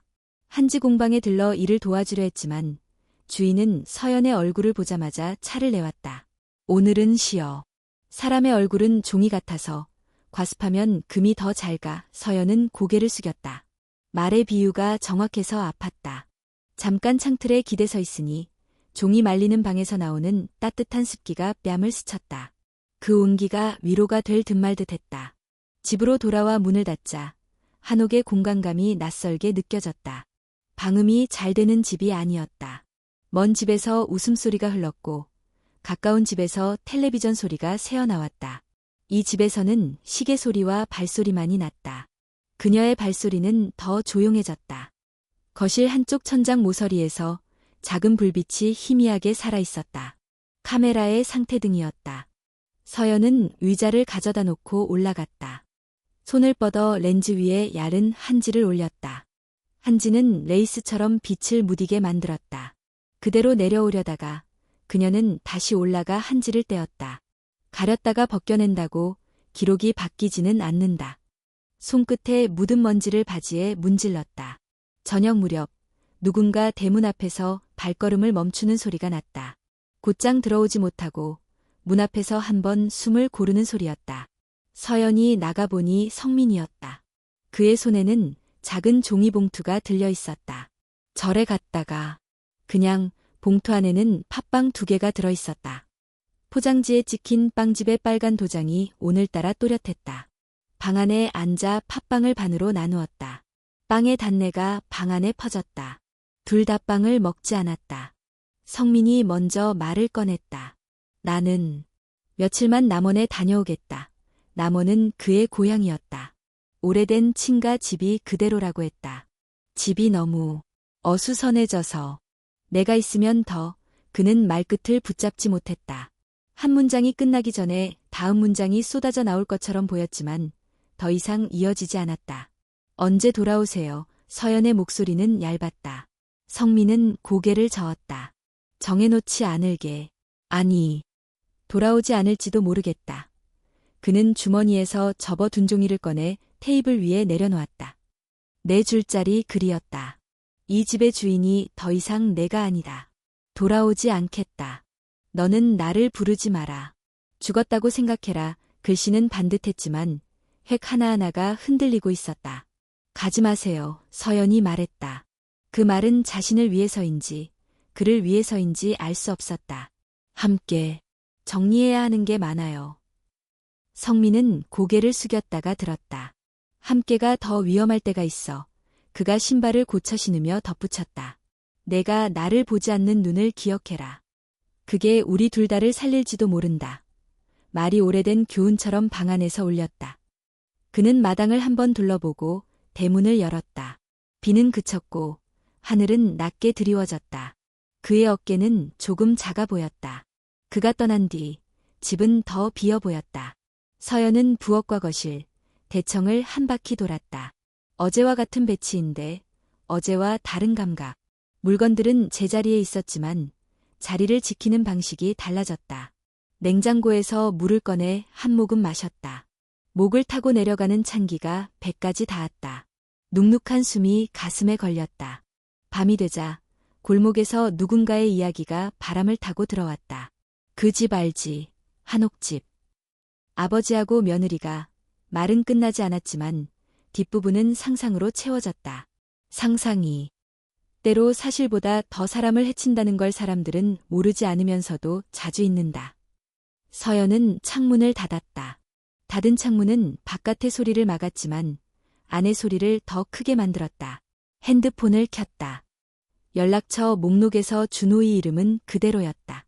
이름을 지우지 못했다. 이름을 지운다고 사람이 지워지지는 않았다. 통화 기록을 아래로 내렸을 때 반쯤 열린 선반에서 하얀 봉투가 미끄러져 나왔다. 결혼식 때 받은 축의금 봉투 중 하나였다.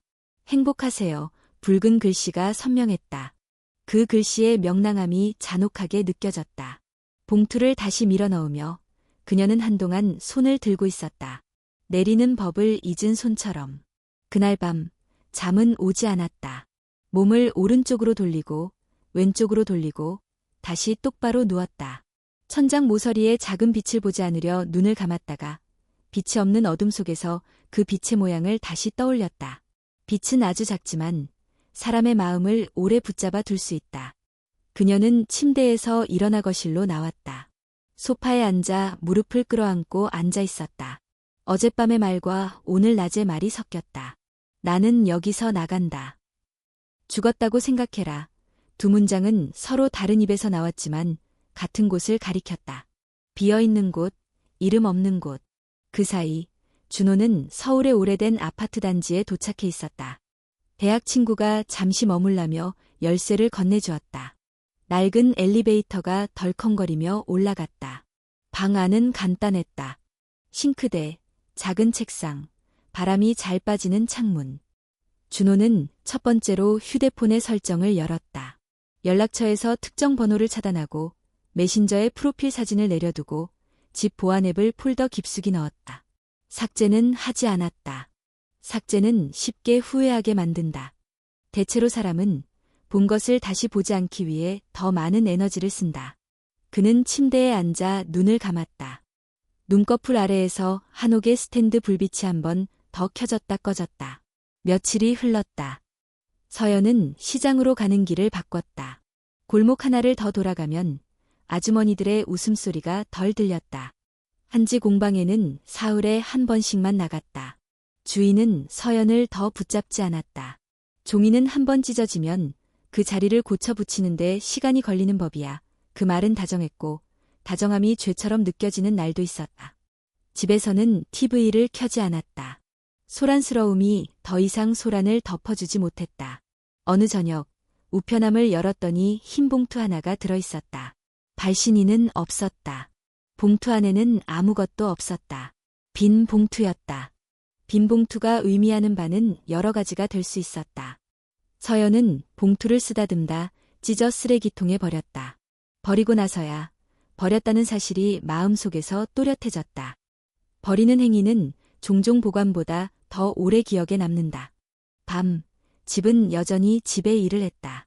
비가 오면 물을 모으고 바람이 불면 문살을 울리고 사람이 숨을 쉬면 그 숨을 벽에 대어 식혔다. 서연은 소파에 앉아 다시 한번 천장 모서리를 올려다보았다. 작은 불빛이 깜박였다. 그녀는 스카프를 가져와 그 위에 살짝 걸쳤다. 빛은 거의 보이지 않게 되었다. 이 집, 조금만 더 버텨줘 아무에게 하는 말도 모든 것에게 하는 말도 아닌 속삭임이 입술 사이에서 흘렀다. 그때는 몰랐다.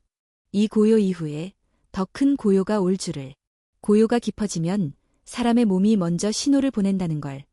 남원으로 내려간 사람이 어느 겨울 새벽 누군가의 어깨에 들려 병원으로 들어가게 될 줄을. 알았다면 무엇이 달라졌을까?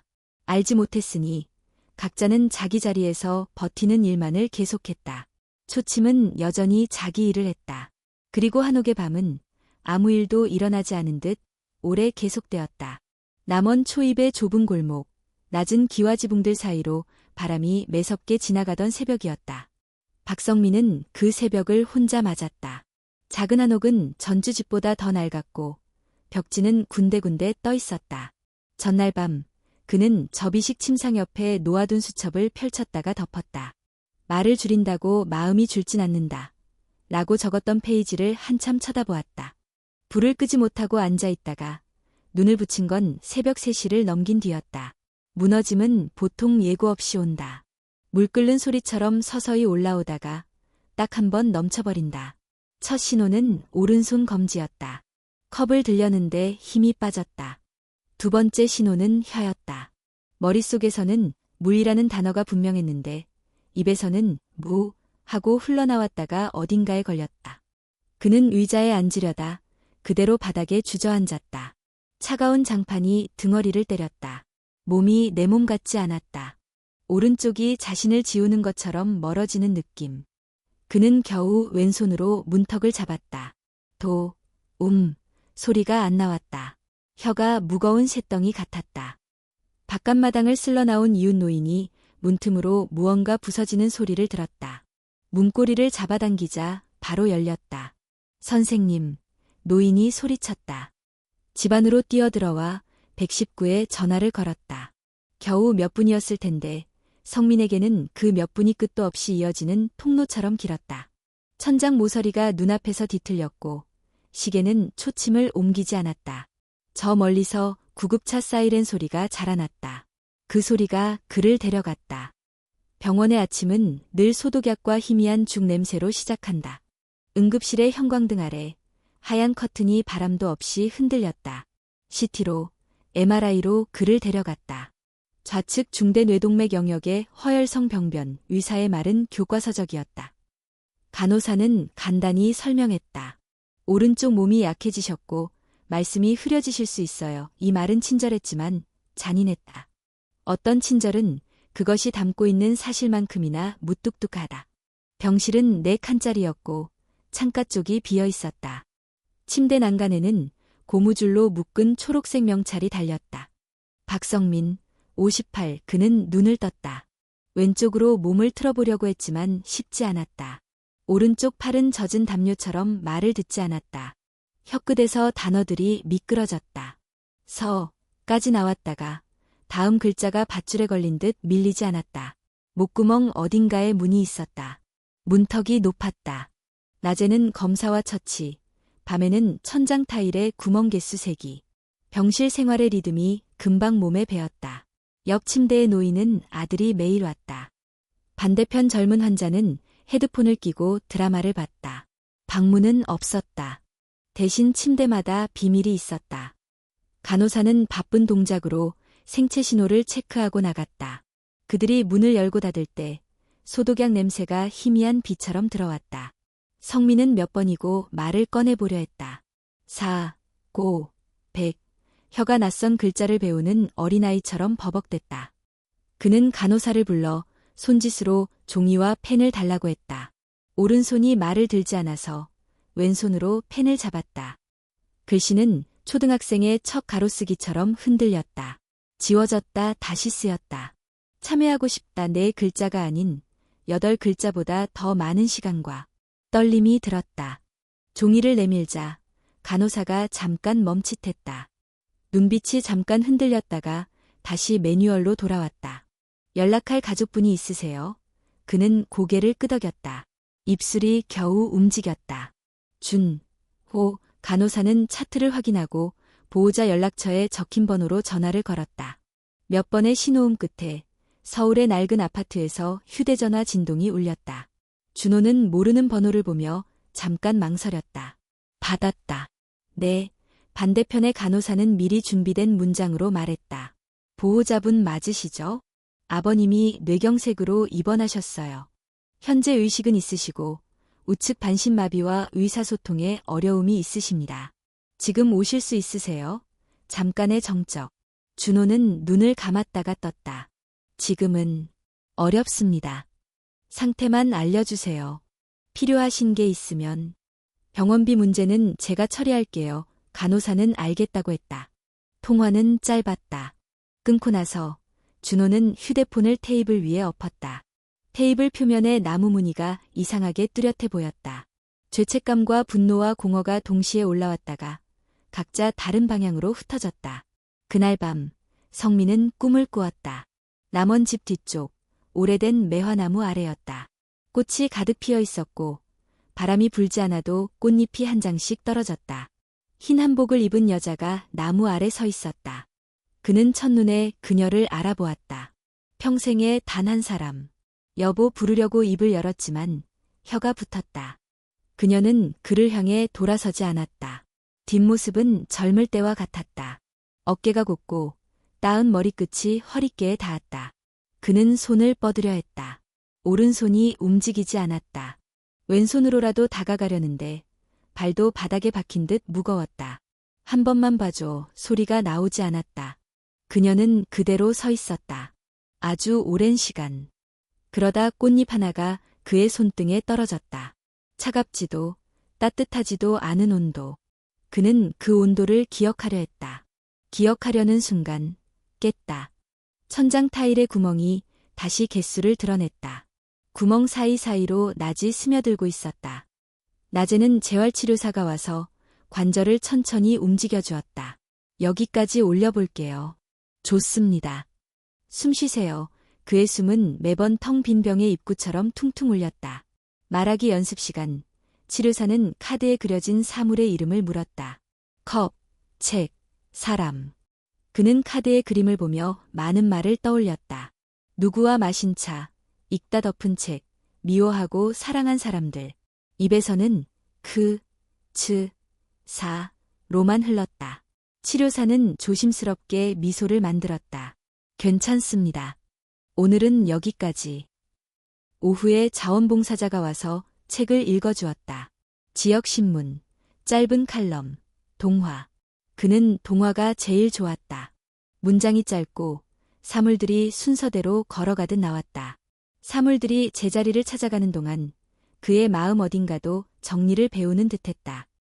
그러나 정리는 겉에서 볼 수 없는 곳에서 오래 걸렸다. 하루에 한 번 간호사가 보호자분께 연락이 닿았습니다. 라고 말해주었다. 방문 예정은 없었다. 성민은 고개를 끄덕였다. 그 말의 친절함과 냉정함을 동시에 받아들여야 했다.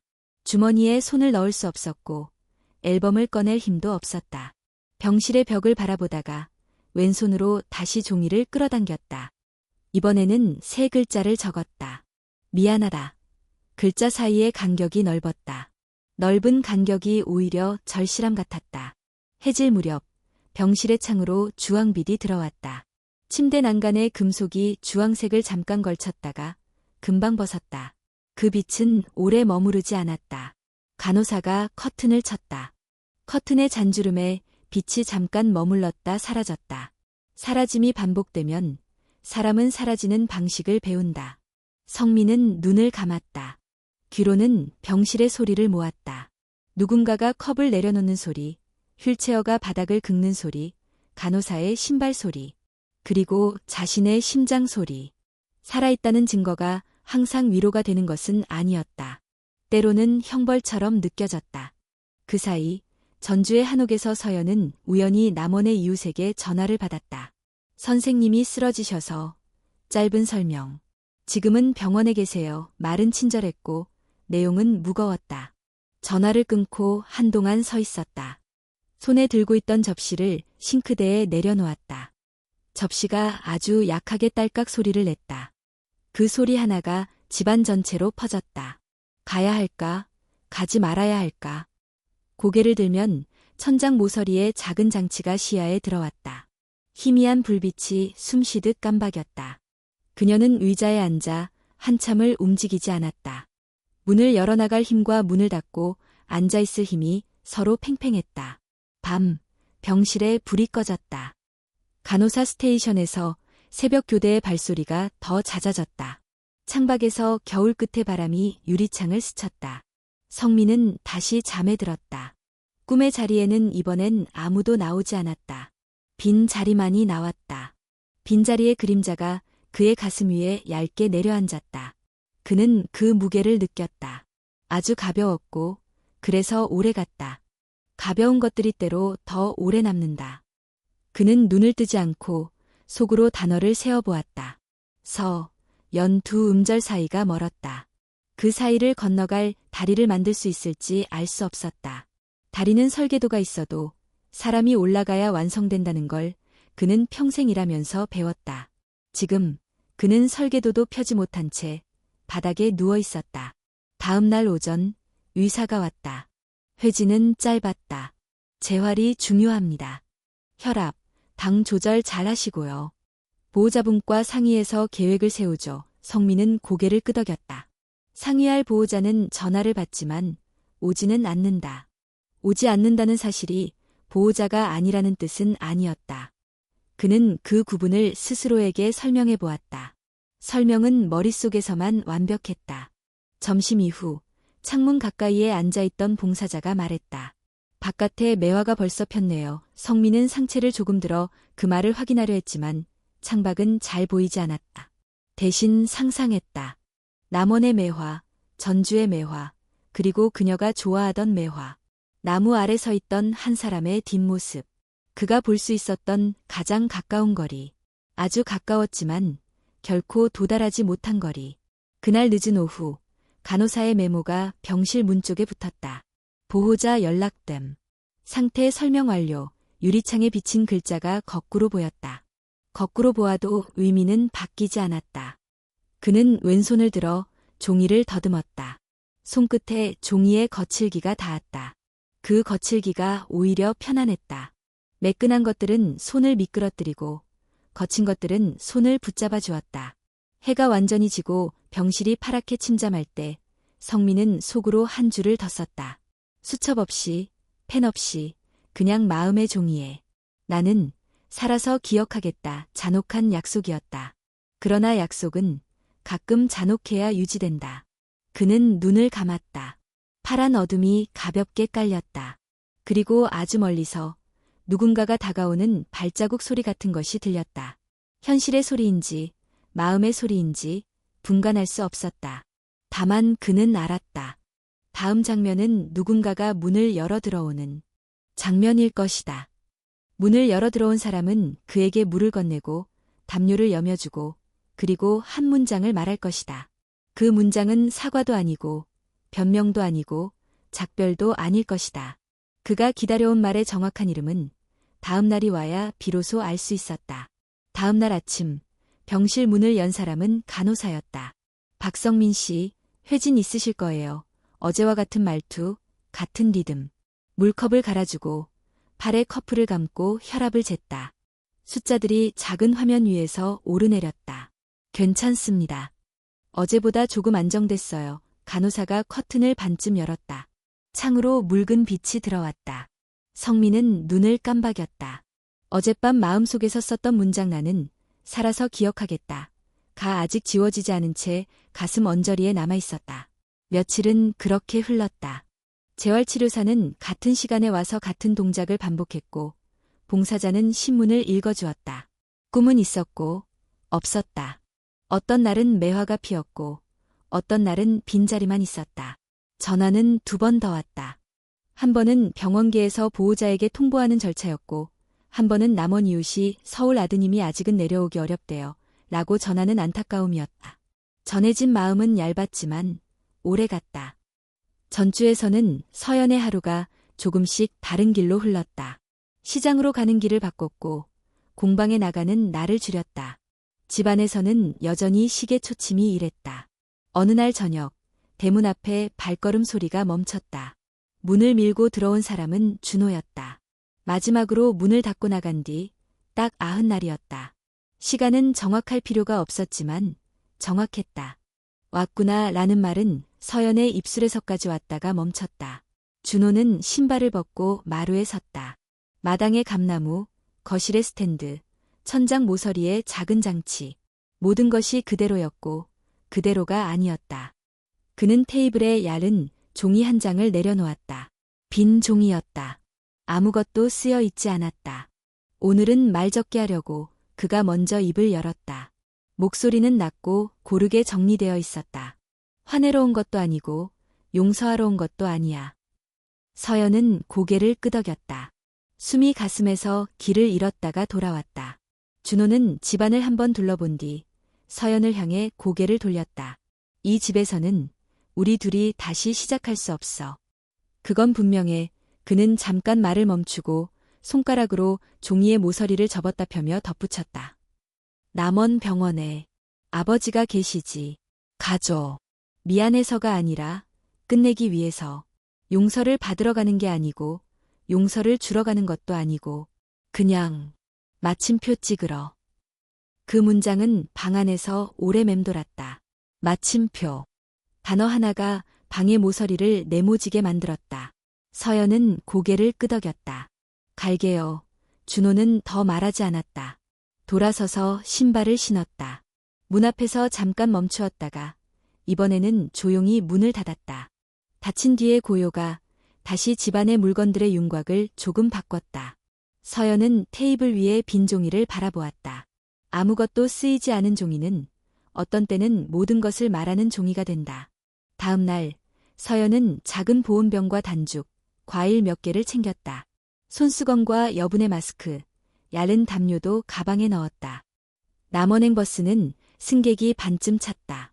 창밖으로 논두렁과 낮은 지붕들이 섞여 흘렀다. 버스 안에서는 라디오가 낮게 흘러나왔다. 봄이 오는 길목에서 라는 멘트가 지나갔다. 서연은 보온병을 한 번 더 확인했다. 따뜻함이 손바닥으로 전해졌다. 병원 복도는 소독약 냄새로 빽빽했다. 안내 표지판을 따라 걸어 사인실 병동에 도착했다. 커튼 사이로 환자들의 숨과 기계의 신호음이 얽혀 있었다. 창가 침대, 왼쪽으로 몸을 기댄 성민이 보였다. 그의 얼굴은 하얗게 말라 있었고 눈 주위에는 파란 그림자가 깊게 드리워졌다. 서연은 문가에서 잠깐 멈췄다가 조용히 안으로 들어갔다. 의자를 끌어 침대 옆에 앉았다. 어르신, 그녀는 낮게 불렀다. 아버님이라는 말은 입에 올리지 않았다. 거리는 말에서 만들어진다. 성민의 눈이 움직였다. 그녀를 알아보는데 많은 시간이 필요하지 않았다. 왼손이 아주 천천히 들렸다가 침대 난간을 한번 두드렸다. 한 번, 그게 응이라는 뜻처럼 보였다. 따뜻한 죽을 조금 가져왔어요. 서연이 보온병 뚜껑을 열었다. 김이 얇게 올라왔다. 작은 종이컵에 죽을 조금 덜어 숟가락으로 떠서 불었다. 천천히 그녀가 말하고 숟가락을 성민의 입가에 가져갔다. 처음엔 혀가 굼떴다. 두 번째부터는 조금씩 삼켰다. 세 번째 숟가락에서는 그의 눈이 잠깐 감겼다. 한 숟가락마다 작은 시간이 흘렀다. 서연은 그 시간을 함께 앉아 건넜다. 죽을 반쯤 비우고 물을 조금 마시게 했다. 휴지로 입가를 닦아주다가 손이 굳었다. 닿는다는 것은 흔적을 남긴다. 흔적을 남기지 않으려고 더 조심하면 오히려 더 오래 남는다. 그녀는 손을 아주 천천히 거두었다. 성민의 왼손이 담요 끝을 끌어당겼다. 어깨에 담요를 더 바짝 붙여주었다. 어르신, 그녀가 다시 불렀다. 성민이 눈동자만으로 대답했다. 방 안은 조용했다. 옆 침대의 TV에서 드라마 소리가 낮게 흘렀다. 누군가가 울고 누군가가 문을 쾅 닫았다. 그 소리들이 커튼에 부딪혀 작아졌다. 저는 여기 다시 오지 않을 거예요. 서연의 목소리는 분명했고 느렸다. 미워서가 아니고 무서워서가 아니고 끝내야 해서요. 성민의 눈이 조금 흔들렸다. 왼손이 공중을 더듬었다. 손끝이 그녀의 소매를 아주 잠깐 잡았다가 미끄러졌다. 그는 숨을 길게 쉬려는 듯 가슴을 들썩였다. 또박또박 잘려나온 소리가 겨우 나왔다. 안. 서연은 고개를 저었다. 저도 그래요. 그 말은 상대의 죄를 가볍게 하려는 말이 아니었다. 자기 몫의 무게를 스스로 들어올리겠다는 뜻에 가까웠다. 우리는 둘 다 틀렸어요. 어르신은 몸으로 치르고 있고 저는 남은 생으로 치를 거예요. 단어들이 한 칸씩 간격을 두고 자리에 놓였다. 간격이 넓어 유해처럼 느껴졌다. 성민은 눈을 감았다 떴다. 눈꼬리에 물기가 잠깐 맺혔다가 사라졌다. 그는 또 한 음절을 끌어올렸다. 살아. 명령인지 부탁인지 유언인지 분간할 수 없는 한 단어. 서연은 아주 작게 웃었다.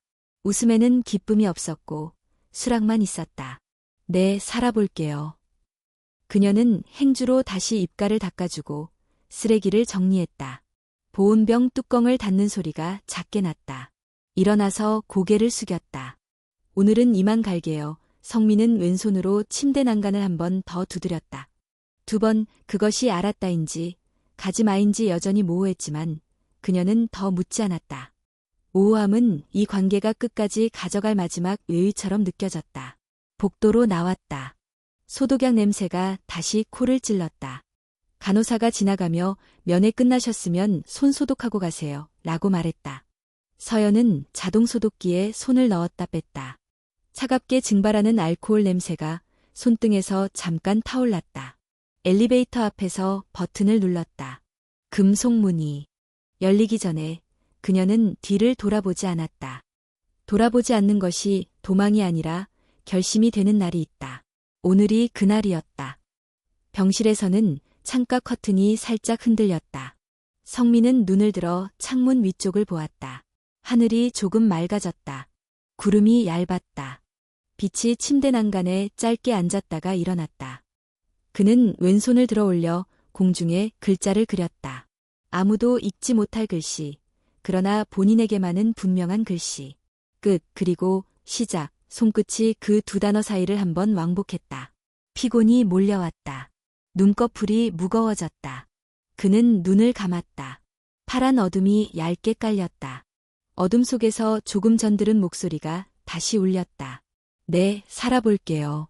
말은 간단했고 단순함이 오래갔다. 남원 버스터미널 밖, 바람이 변했다. 겨울이 밀려나고 봄이 들어오는 경계. 서연은 마스크를 내려 한번 숨을 크게 쉬었다. 보온병은 비어 있었고 가방은 가벼웠다. 가벼움이 필시 홀가분은 아니었다. 다만 어깨에서 한 겹 떨어져 나간 듯한 느낌이 있었다. 버스 시간표를 확인한 뒤 잠깐 벤치에 앉았다. 휴대폰을 꺼내 메시지 창을 열었다. 준호의 이름을 눌렀다. 담백한 문장을 써서 보낼 수 있을까? 남원 다녀왔어. 죽을 먹였어.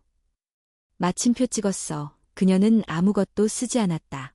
다시 화면을 껐다. 버스 안에서 창밖을 보았다. 논두렁 사이로 물이 얕게 고여 있었다. 바람이 불 때마다 반짝였다. 전주로 돌아오면 집에 들어가기 전에 공방에 들를까 생각했다. 종이의 습기를 만지면 마음의 습기가 덜어질지도 몰랐다. 혹은 공방 뒤 주차장 벽에 기대 잠깐 올 수도 있겠다. 울음은 때로 문장을 정리한다. 울 수 있으면 우는 게 낫다. 해질녘, 한옥 대문을 밀고 들어왔다. 마당은 낮의 빛을 조금 품고 있었다가 놓아주었다. 서연은 신발을 벗고 마루에 올라 거실로 들어갔다. 천장 모서리에 작은 장치를 올려다보았다. 상태등이 여전히 희미하게 깜박였다. 스카프를 가져와 그 위를 다시 덮었다. 이번에는 매듭을 조금 더 단단히 묶었다. 여기까지 그녀가 아주 낮게 말했다. 누구에게 한 말인지 알 수 없는 인사였다. 그날 밤 집은 조금 덜 낯설었다. 시계 초침은 같은 속도로 움직였고 주방에서 물 끓는 소리가 나치게 들렸다. 달라진 것은 집이 아니라 그녀가 내리는 호흡의 길이었다. 길어진 숨 사이사이에 빈칸이 있었다. 빈칸은 두렵지만 글자는 대개 빈칸에서 시작된다. 서연은 등불을 끄고 잠을 청했다. 잠은 오지 않았지만 눈을 감고 있는 시간이 전보다 덜 아팠다. 남원 병실에서는 밤 점검이 끝나고 불이 낮춰졌다. 성민은 반쯤 잠들어 있었다. 꿈에서는 누군가가 문을 열었다. 들어온 사람은 늦은 저녁처럼 조용했고 손이 온화했다. 그 손이 담요를 목까지 끌어올리는 순간 그는 알았다. 어떤 종류의 끝은 시작을 닮아 있고 어떤 종류의 시작은 끝을 닮아 있다. 둘은 붙어 있었다. 그가 할 일은 그 붙어 있는 두 면을 살아서 기억하는 것이었다. 그는 눈을 더 깊이 감았다. 그리고 아주 멀리서 매화꽃이 한 장 떨어지는 소리를 들었다. 소리는 없었으나 떨어졌다는 사실만이 분명했다. 봄이 깊어지자 전주의 바람이 달라졌다. 매화는 지고 골목 담장 위에 라일락이 피었다. 서연은 아침마다 마당을 쓸고 보리차를 끓이고 한지 공방에 나갈 날이면 일찍 집을 나섰다. 숨은 조금 길어졌고 걸음은 아직 조심스러웠다. 남원에서 돌아온 며칠 뒤 대학 동기 모임 단체방에 올해 묵은 메시지가 하나 올라왔다. 전주 문화센터에서 예술치유 공개 특강 열어요. 서울에서 내려가요. 시간 되면 와요. 지호 이름을 읽는 순간 강의실의 형광등과 칠판, 동그란 테이블과 종이컵이 한꺼번에 떠올랐다. 서연은 잠깐 망설이다가 주소를 지도에 찍었다. 문화센터 강의실은 대강당이 아니라 작은 작업실이었다. 흙냄새와 악유 냄새가 섞여 있었다. 벽에는 아이들이 그린 나무와 집이 붙어 있었고 바닥에는 물자국이 동그랗게 남아 있었다. 지호는 예전보다 수척했지만 눈빛은 더 단단했다. 서연, 그가 웃었다. 와줘서 고마워 인사 뒤에 더 많은 말이 붙을 수도 있었지만 붙이지 않았다. 오늘은 수업하는 날이었고 덜 말하는 편이 사람들이 숨쉬기 좋았다. 첫 시간은 흙 만지기였다. 강사가 말했다. 흙은 기억을 오래 붙잡지 않아요. 대신 손의 온도를 기억해요. 세게 밀면 버티고 천천히 달래면 따라와요. 회전판 위에 놓인 흙덩이가 돌아갔다. 서연은 두 손으로 흙을 감쌌다. 처음엔 중심이 잡히지 않았다. 조금만 힘을 주면 옆으로 쓰러졌고 힘을 빼면 미끄러졌다. 강사가 뒤에서 손을 포개 주었다. 여기 엄지 아래 힘을 조금 더 숨쉬는 박자에 맞춰서 숨이 박자를 만났다. 흙은 조금씩 가운데로 모였다. 둔탁한 회색이 둥글게 올라왔다가 내려앉았다. 다음 시간은 붓과 먹이었다. 한지 위로 물이 번지는 속도를 보는 시간. 강사는 말했다. 물은 경계를 싫어해요. 대신 길을 좋아하죠. 검은 물길이 종이 안으로 잔잔하게 스며들었다. 서연은 살다라는 두 글자를 써보았다. 획이 연약했고 끝이 떨렸다. 그래도 종이는 받아주었다. 젖은 종이를 말리는 선반 위에서 바람이 났다. 기다리는 일은 오래 걸렸고 오래 걸려서 다행인 것들도 있었다. 수업 사이사이 사람들은 자기 이야기를 조금씩 꺼냈다. 아이를 혼자 키우는 사람, 이혼신고서 제출하고 돌아오는 길에 여기로 들어왔다는 사람, 엄마에게 평생 듣던 말 한마디가 아직도 귓바퀴에서 안 떠난다는 사람. 누구도 누구를 추궁하지 않았다. 이름 대신 작품을 불렀고 죄 대신 지금을 말했다. 지호는 돌아다니며 가끔 물컵을 채워주고 가끔 도자기 가마의 온도를 체크했다. 서연이 손을 멈추고 있을 때면 그가 조용히 옆에 와 섰다. 오늘은 여기까지 이 말은 포기하라는 뜻이 아니라 내일도 계속하라는 뜻이었다. 집으로 돌아오는 버스 안에서 서연은 작은 노트를 꺼내 날짜를 적었다. 첫째 날, 흙은 내 손의 떨림을 받아 적었다. 둘째 날, 물은 종이의 길을 따라갔다. 셋째 날, 나는 아직 중심을 못 잡지만 회전은 멈추지 않았다. 짧은 문장들이 노트의 선 사이에 놓였다. 글씨는 반듯하지 않았으나 적어 내려가는 동안 숨이 조금 덜 흔들렸다. 어느 날 저녁, 어머니에게 전화를 걸었다. 오래 미뤄둔 일이었다.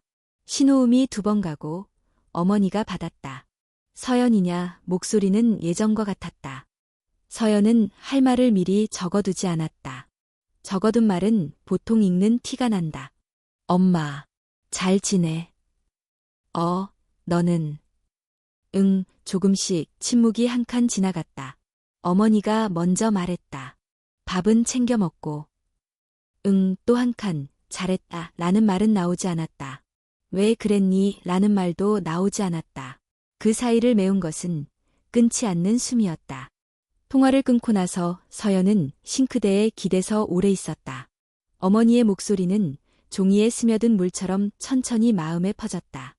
지호는 어느 날 서연에게 작은 제안을 했다. 다음 주부터 도자 수업 심화반 열려. 정규반은 서울센터인데 원하면 같이 올라갈래. 올라간다는 말에는 지리만이 아니라 마음의 높낮이도 달려 있었다. 서연은 고개를 끄덕였다. 주말 첫 차로 서울에 올라갔다. 센터는 골목길 깊숙이 있었다. 벽돌 담장 위에 담쟁이가 자랐고 창문에는 노란 스티커로 만든 별이 붙어 있었다. 작업실 안에는 회전판이 여럿, 흙덩이와 유약, 그리고 규칙적으로 고동치는 가마의 열이 있었다. 심화반 첫날, 서연은 초벌된 작은 병의 표면을 사포로 다듬었다. 거친 면을 문지르자 흙가루가 미세하게 날렸다. 마스크 안쪽으로 흙냄새가 들어왔다. 강사가 다가와 물었다. 문자 새기고 싶으면 지금이 좋아요. 서연은 잠깐 고민하다가 나무 송곳을 들었다. 흙 표면에 천천히 글자를 그었다. 값을 치렀다. 새기는 동안 손이 떨려 획이 고르지 못했다. 그러나 울퉁불퉁한 획은 그 말의 성질과 닮아 있었다. 값은 평평하게 치르는 법이 없다. 여기 돋고 저기 눌리고 어느 부분은 더 깊이 패인다. 며칠 뒤 병원에서 전화가 왔다. 박성민님 보호자분이세요? 상태가 악화되셔서. 간호사의 목소리는 조심스러웠다. 서연은 보호자가 아니었고 보호자에게 전화를 돌려달라고 했다. 저녁 무렵 다시 병원에서 연락이 왔다. 오늘 밤 보내드렸습니다. 문장은 짧았다. 끝에 높낮이가 없었다. 수화기를 내려놓고 한참을 서 있었다. 불 꺼진 거실에서 시계 소리만 들렸다. 서연은 옷장을 열어 검은 카디건을 꺼냈다. 남원으로 내려가 조문실에 들렀다. 향냄새가 진했다. 흰 국화가 줄지어 있었다. 조물록에 이름을 적고 영정 앞에서 3번 절했다. 머리를 숙이는 동안 목 뒤가 서늘해졌다. 자리에서 일어났을 때 옆에서 누군가가 조용히 속삭였다. 와주셔서. 이웃의 목소리였다. 서연은 고개를 숙였고 오래 서 있지 않았다. 곧장 나와 바람을 마셨다. 바람은 차갑지 않았고 따뜻하지도 않았다. 전주로 돌아와 가마에서 구워나온 작은 병을 받았다. 흰 유약이 유리처럼 얇게 입혀져 있었고 표면에는 새긴 글자가 반쯤 잠긴 채 드러나 있었다. 값을 치렀다. 서연은 그 병을 조심스레 보자기에 싸서 집으로 가져왔다. 거실 한켠 작은 나무장 위에 흰 천을 깔고 병을 올렸다.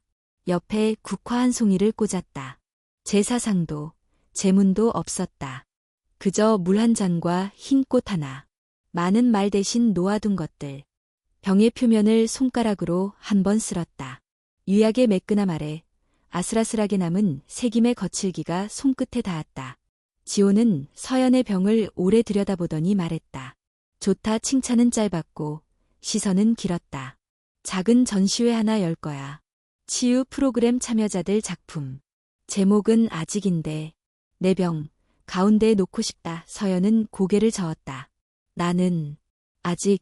지호가 웃었다. 아직은 늘 시작의 다른 이름이야. 서울센터에서는 글쓰기 시간도 있었다. 강사가 긴 테이블 위에 하얀 종이를 놓아두었다. 자기 자신에게 편지를 쓰세요. 누군가에게 보내지 않아도 됩니다. 보내지 않을 편지가 때로는 우리를 살려요. 서연은 펜을 들고 한동안 가만히 있었다. 종이 위에 처음 쓴 문장은 짧았다. 나는 한때 나를 버렸다. 다음 문장은 조금 길었다. 그래도 나는 오늘 흙을 만졌고, 물을 보았고, 손을 씻었다. 남은 건 손을 더럽히지 않겠다는 맹세가 아니라 더럽혀졌다면 씻겠다는 약속. 글자는 조금씩 자리를 잡았다. 강사는 종이를 수거하지 않았다. 각자 봉투에 넣어 간직하게 했다. 서연은 봉투 겉에 작은 점을 하나 찍었다. 보낸 적 없는 편지가 여기 있다고 표시하는 점. 어느 오후 지호가 신문을 내밀었다. 사회면 구석, 작은 칼럼 공모 안내였다. 개인의 회복 경험을 나눠주세요. 마감일과 분량, 보내는 주소가 적혔다. 지호가 말했다. 써봐. 상세히가 아니라 정직하게, 정직은 때로 상세보다 어렵다.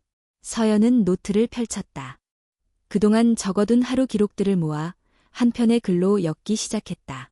구체를 덜고, 변명을 빼고, 남은 말만 묶었다. 문장의 끝마다 숨이 달라붙었다. 붙은 숨을 떼어내고, 끝을 말았다. 제목은 나중에 달기로 했다. 원고 파일을 저장하고, 보내지 않았다. 보내는 버튼을 누르기 전에 최소한 한 번은 더 기다려야 했다. 기다림은 이번엔 도망이 아니라 준비였다. 밤, 집에 돌아오면 천장 모서리의 작은 장치는 여전히 스카프 아래 있었다. 서연은 그것을 떼지 않았다. 덮은 채로, 존재하는 채로 두었다. 덮인 것과 사라진 것은 다르다. 덮인 것은 언젠가 스스로 덮개를 거들 나를 기다릴 수 있다. 오늘은 아니었고 내일도 아닐 가능성이 컸지만 언젠가. 그녀는 스카프의 매듭을 한 번 더 만져보았다. 매듭은 단단했고 단단함은 이상하게 위로가 되었다.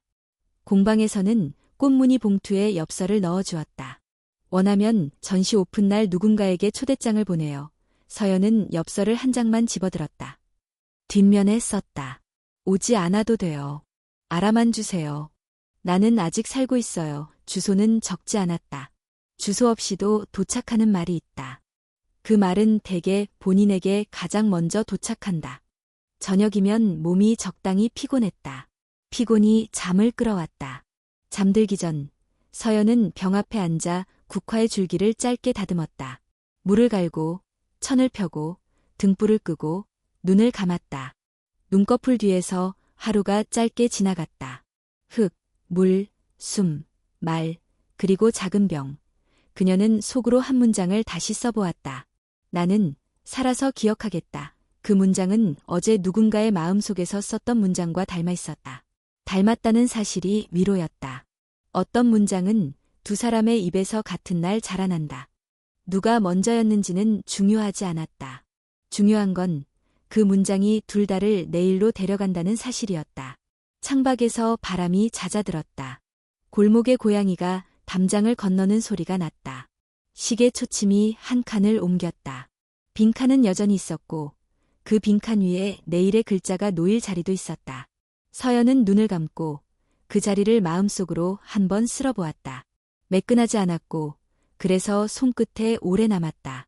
그 감각을 끌어안고 잠이 왔다. 잠은 오래 머물렀고 오래 머무는 동안 그녀의 호흡은 더 길어졌다. 초여름의 빛이 한옥 지붕을 얇게 덮었다.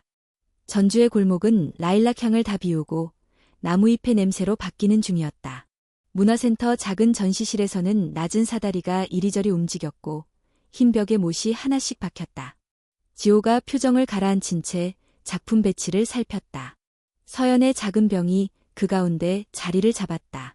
표면 아래 반쯤 잠겨 드러난 글자, 값을 치렀다. 옆에는 초벌의 밝은 확률을 얹은 잔 2개가 놓였다. 서연은 마지막 위약을 닦아내며 말했다. 노랑이 너무 밝지 않아요?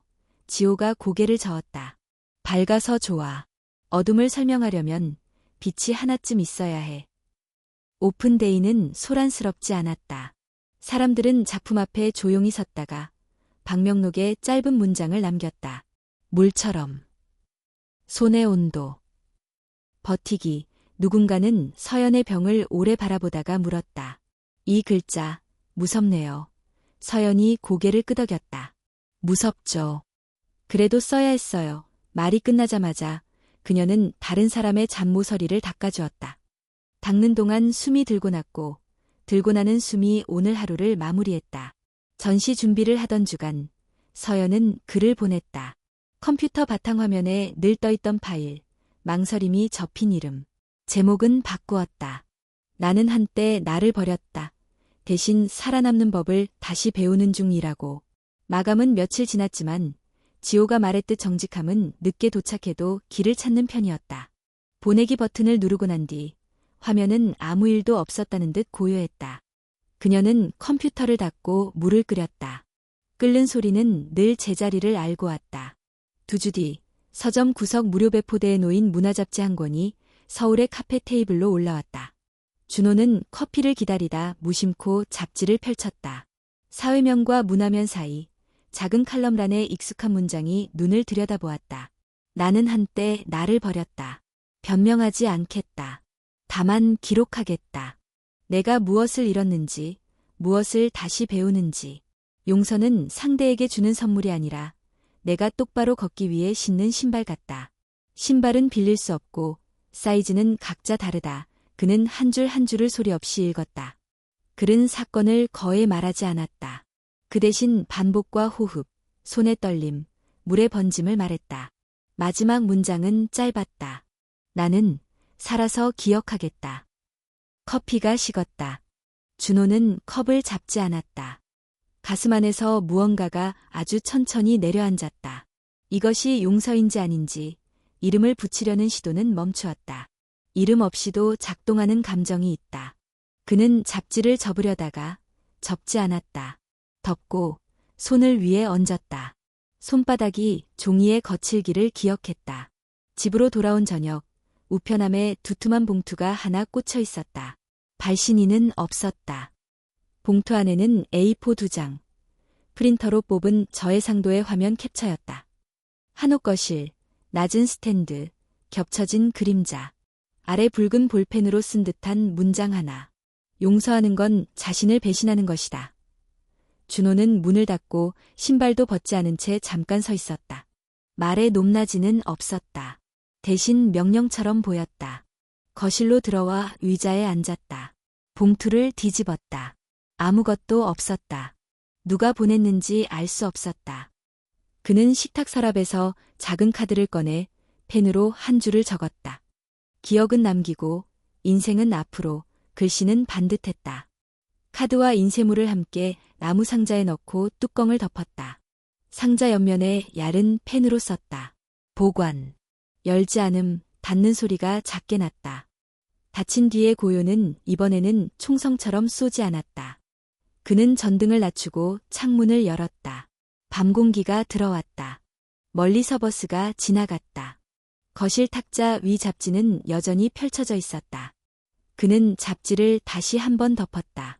덮이는 속도는 아주 느렸다. 전주에서는 전시를 마치고 야간 수업이 이어졌다. 초급반 학생들이 회전판 앞에 앉아 흙을 가운데로 모으는 일을 처음 시도하는 밤, 서연은 학생들의 손 위에 손을 얹어 여기 숨하고 같이라고 말했다. 한 학생이 물었다. 선생님은 언제부터 이걸 가르치셨어요? 서연은 질문을 잠깐 손에 올려놓고 내려놓았다. 배우면서요. 사람에게 가르치는 건 대개 내가 배우는 걸 나누는 거니까. 말이 습관처럼 고르게 흘렀다.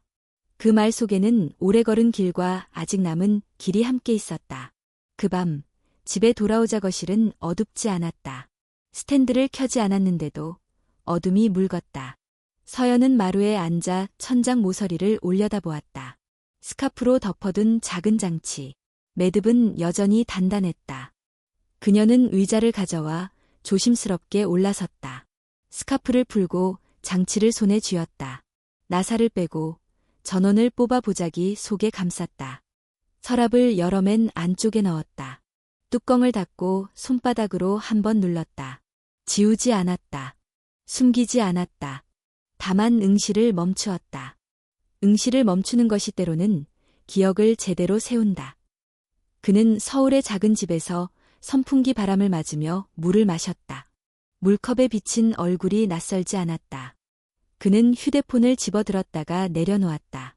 메시지 창을 열었다가 닫았다. 말이 준비되지 않았다. 준비되지 않은 말은 대개 누가 들어도 상처가 된다. 그는 대신 짧은 노트를 열었다. 오늘 어느 문장을 읽었다. 나를 풀어주는 문장. 나는 누구도 용서하지 않았다. 나는 누구도 벌하지도 않았다. 나는 오늘 나를 놓았다. 저장 버튼을 눌렀다. 화면은 한 박자 뒤에 깜박였다. 며칠 뒤 문화잡지 편집부에서 서연에게 메일이 왔다. 원고 감사합니다. 많은 반응이 있었습니다. 링크가 하나 붙어 있었다. 댓글이 갈렸다. 가해자가 목소리를 내다니. 책임을 지고 기록하는 것도 필요하다. 이런 글이 누군가를 다시 다치게 한다. 이런 글이 누군가를 살린다. 칭찬과 비난은 비슷한 길이로 오갔다. 서연은 스크롤을 내려보다가 창을 닫았다. 반응은 바람 같았다. 어느 방향으로 불든 오늘 그녀가 해야 할 일은 달라지지 않았다. 흙을 만지고 물을 보고 손을 씻고 잔을 굽고 잠을 청하는 일. 그녀는 커서를 전원 모서리 위에 올렸다가 천천히 내렸다. 전시 마지막 날 지호가 작은 종이 봉투를 건넸다. 원고료 대신 보내온 책과 편지. 봉투 안에는 잡지 한 권과 편집자의 짧은 쪽지가 들어있었다. 당신의 문장 때문에 오늘 아침 누군가가 스스로를 해치지 않겠다고 메일을 보냈습니다. 감사합니다. 우리는 도구일 뿐입니다. 서연은 쪽지를 접어 병 옆에 놓았다. 병 표면의 글자가 햇빛을 한 번 더 받았다. 값을 치렀다. 값은 다 치른 듯 보였고 동시에 아직도 치르는 중처럼 보였다. 서울의 오후, 준호는 회사에서 내려와 작은 문구점에 들렀다. 두꺼운 종이와 얇은 연필을 샀다. 집에 돌아와 창가에 앉아 종이에 선을 그었다. 한옥의 마루, 테이블, 스탠드, 잔, 그리고 사람 없이 빈자리. 선이 이어지는 동안 그의 심장은 어제보다 덜 무거웠다. 그림을 접어 상자 위에 올려두었다. 상자 옆면의 글씨가 눈에 들어왔다. 보관. 열지 않음. 그는 미소도 한숨도 아닌 얼굴로 상자를 손바닥으로 한번 쓸었다. 표면의 나무결이 손금과 얇게 겹쳤다. 그날 밤 전주와 서울의 시간은 비슷한 속도로 흘렀다. 서연은 교육생들과 만든 노란 잔을 포개 보자기에 싸서 선반에 올려두었다. 노랑은 어둠 속에서도 조금 보였다. 그녀는 잔 하나를 내려 차를 따랐다. 뜨거운 김이 올라왔다. 마시기 전에 잔 표면을 한 번 더 만졌다. 매끈한 유약과 그 아래 잠겨있는 거칠기의 이중감각. 그녀는 속으로 다시 말했다. 나는 살아서 기억하겠다. 소리는 작았고 말은 오래갔다. 준호는 전등을 끄고 창밖을 보았다. 아파트 단지 사이로 불빛이 점처럼 박혀 있었다. 누군가는 웃고 누군가는 울고 누군가는 아무 일도 없이 잠을 잘 것이다. 그 모든 것이 동시에 한 도시 안에서 일어났다. 그는 책상 서랍에서 오래전 블랙박스 메모리를 꺼냈다가 다시 넣었다. 옆칸에서 작은 스티커를 꺼내 상자 위에 붙였다. 읽지 않아도 잊지는 말자. 문장을 붙이고 나니 방 안의 공기가 조금 달라졌다. 그 달라짐은 큰 변화가 아니었다. 다만 어깨 위의 무게가 옮겨붙는 방향이 바뀌었다. 새벽, 전주 한옥마당에 매미 울음이 시작됐다. 여름이 문턱을 넘어오는 소리였다. 서연은 반쯤 잠에서 깨어나 천장을 바라보았다. 모서리에는 더 이상 작은 불빛이 없었다. 대신 어둠이 단정했다.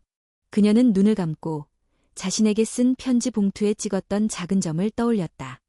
보낸 적 없는 편지가 여기 있다고 표시하는 점. 점은 작아도 방향이었다. 그녀는 점처럼 작고 단단한 숨을 들이켰다. 서울의 빛도 새벽으로 기울었다.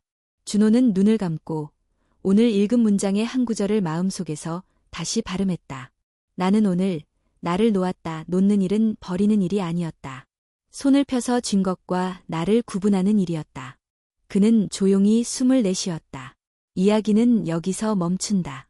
누구도 누구에게 돌아가지 않았고 누구도 누구를 끌어오지 않았다. 그 대신 각자는 자기 자리에서 비타나 그늘 하나를 더 정확히 알아보게 되었다. 누군가는 덮개를 걷었고 누군가는 상자를 닫았다. 둘 다 틀리지 않았다. 반짝이는 것은 늘 잠깐이고 오래 남는 것은 대개 보이지 않는다. 그렇다면 괜찮다. 내일도 초침은 움직일 테고 빈칸은 또 생길 테니까. 빈칸 위에 어떤 글자를 놓을지는 이제 각자의 손이 한다.